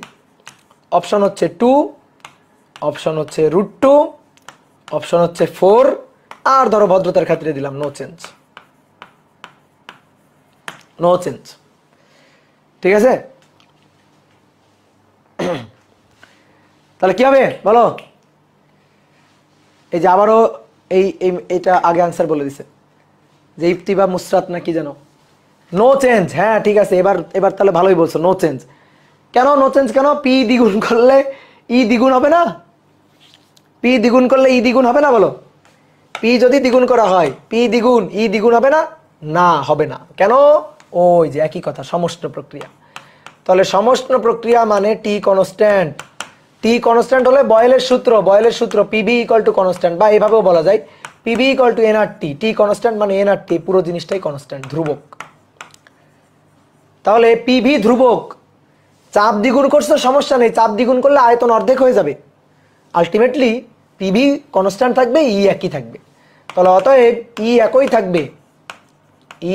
থাকবে, অপরিবর্তনীয় থাকবে, নো চেঞ্জ, কোনো পরিবর্তন হবে না। এটা অন্যভাবে বলা যায়, এই সূত্র দিয়ে তো বললাম। আবার কেউ চাইলে এটা দিয়েও বলতে পারে 3/2 পিভি ইকুয়াল টু এনআরটি না, মানে গ্যাসের গতিশক্তির চেঞ্জ হবে কখন? একই কথা, গ্যাসের মূল গড় বর্গবেগ এবং গতিশক্তি চেঞ্জ হবে তখনই যখন টেম্পারেচারের চেঞ্জ হবে। 3 কনস্ট্যান্ট, 2 কনস্ট্যান্ট, মোল সংখ্যা কনস্ট্যান্ট, আর মোলার গ্যাস ধ্রুবক কনস্ট্যান্ট। তাহলে এখানে এই যে এইগুলা সব কনস্ট্যান্ট, টেম্পারেচার এটাই একমাত্র তাপগতীয় চলক। তাহলে গ্যাসের গতিশক্তি আসলে টেম্পারেচারের উপর নির্ভরশীল এবং টেম্পারেচারের সাথে সমানুপাতিক সম্পর্কযুক্ত। টেম্পারেচার কনস্ট্যান্ট হলে উপরে লেখা আছে টেম্পারেচার কনস্ট্যান্ট। টেম্পারেচার যদি কনস্ট্যান্ট হয় তাহলে গ্যাসের গতিশক্তিও অপরিবর্তনীয় থাকবে, অপরিবর্তনীয় থাকবে। বুঝতে পারছো? অপরিবর্তনীয় থাকবে। কি ক্লিয়ার? তাহলে পারা যাবে না? বলো পারা যাবে কিনা? তাহলে এটার অ্যান্সার হবে নো চেঞ্জ।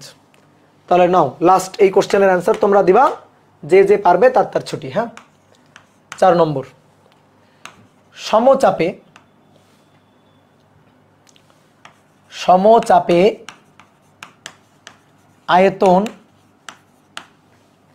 দ্বিগুণ করা হলে, দ্বিগুণ করা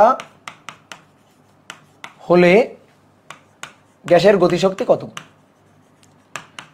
গ্যাসের গতিশক্তি, গ্যাসের গতিশক্তি কত গুণ? তাহলে অপশন দিয়ে দিই নাকি? 2 গুণ, √2 গুণ, 4 গুণ, আর ডি নম্বর হচ্ছে নো চেঞ্জ। নাও এটা করেই ছুটি, এটা পারলেই ছুটি, যে যে পারবে তার তার ছুটি। এবার কত গুণ হবে? এইবার হবে দ্বিগুণ। ঠিক আছে, এবার কিন্তু নো চেঞ্জ হবে না। আসো আমি তোমার দুটো সূত্র দিয়ে দেখাই। তুমি গ্যাসের গতিশক্তির এই সূত্রটা লিখলা, ধরো 3/2 PV। এবার কি বলছে? সমচাপে আয়তন দ্বিগুণ, তাহলে চাপটারে গোল্লা দিয়ে দিলাম, আয়তন দ্বিগুণ। তাহলে এটা যদি 2 গুণ হয় তাহলে ইও 2 গুণ হবে। এই যে এটা যদি 2 গুণ হয় তাহলে ইটাও দ্বিগুণ হবে। ক্লিয়ার? আচ্ছা, কেউ যদি চাও যে না ভাই আমি এই সূত্র দিয়ে বলতে চাই না, আমি এই সূত্রটা দিয়ে বলতে চাই, = 3/2 nRT, এটা দিয়ে বলতে চাই, ওকে, কোনো সমস্যা নেই। এটা তো কনস্ট্যান্ট, তাহলে ই এর সাথে টি এর সম্পর্ক সমানুপাতিক, ই এর সাথে টি এর সম্পর্ক সমানুপাতিক, ই এর সাথে টি এর সম্পর্কটা সমানুপাতিক। বোর্ডে দেখো, দেখো ভালো করে, টি এর কোনো পরিবর্তন তো বলা নেই। টি এর পরিবর্তন বলা আছে? আছে, তুমি দেখতে পাচ্ছ না টি এর পরিবর্তন বলা আছে, সেটা বুঝতে পারতেছ না। কিভাবে টি এর পরিবর্তন বলা আছে দেখো,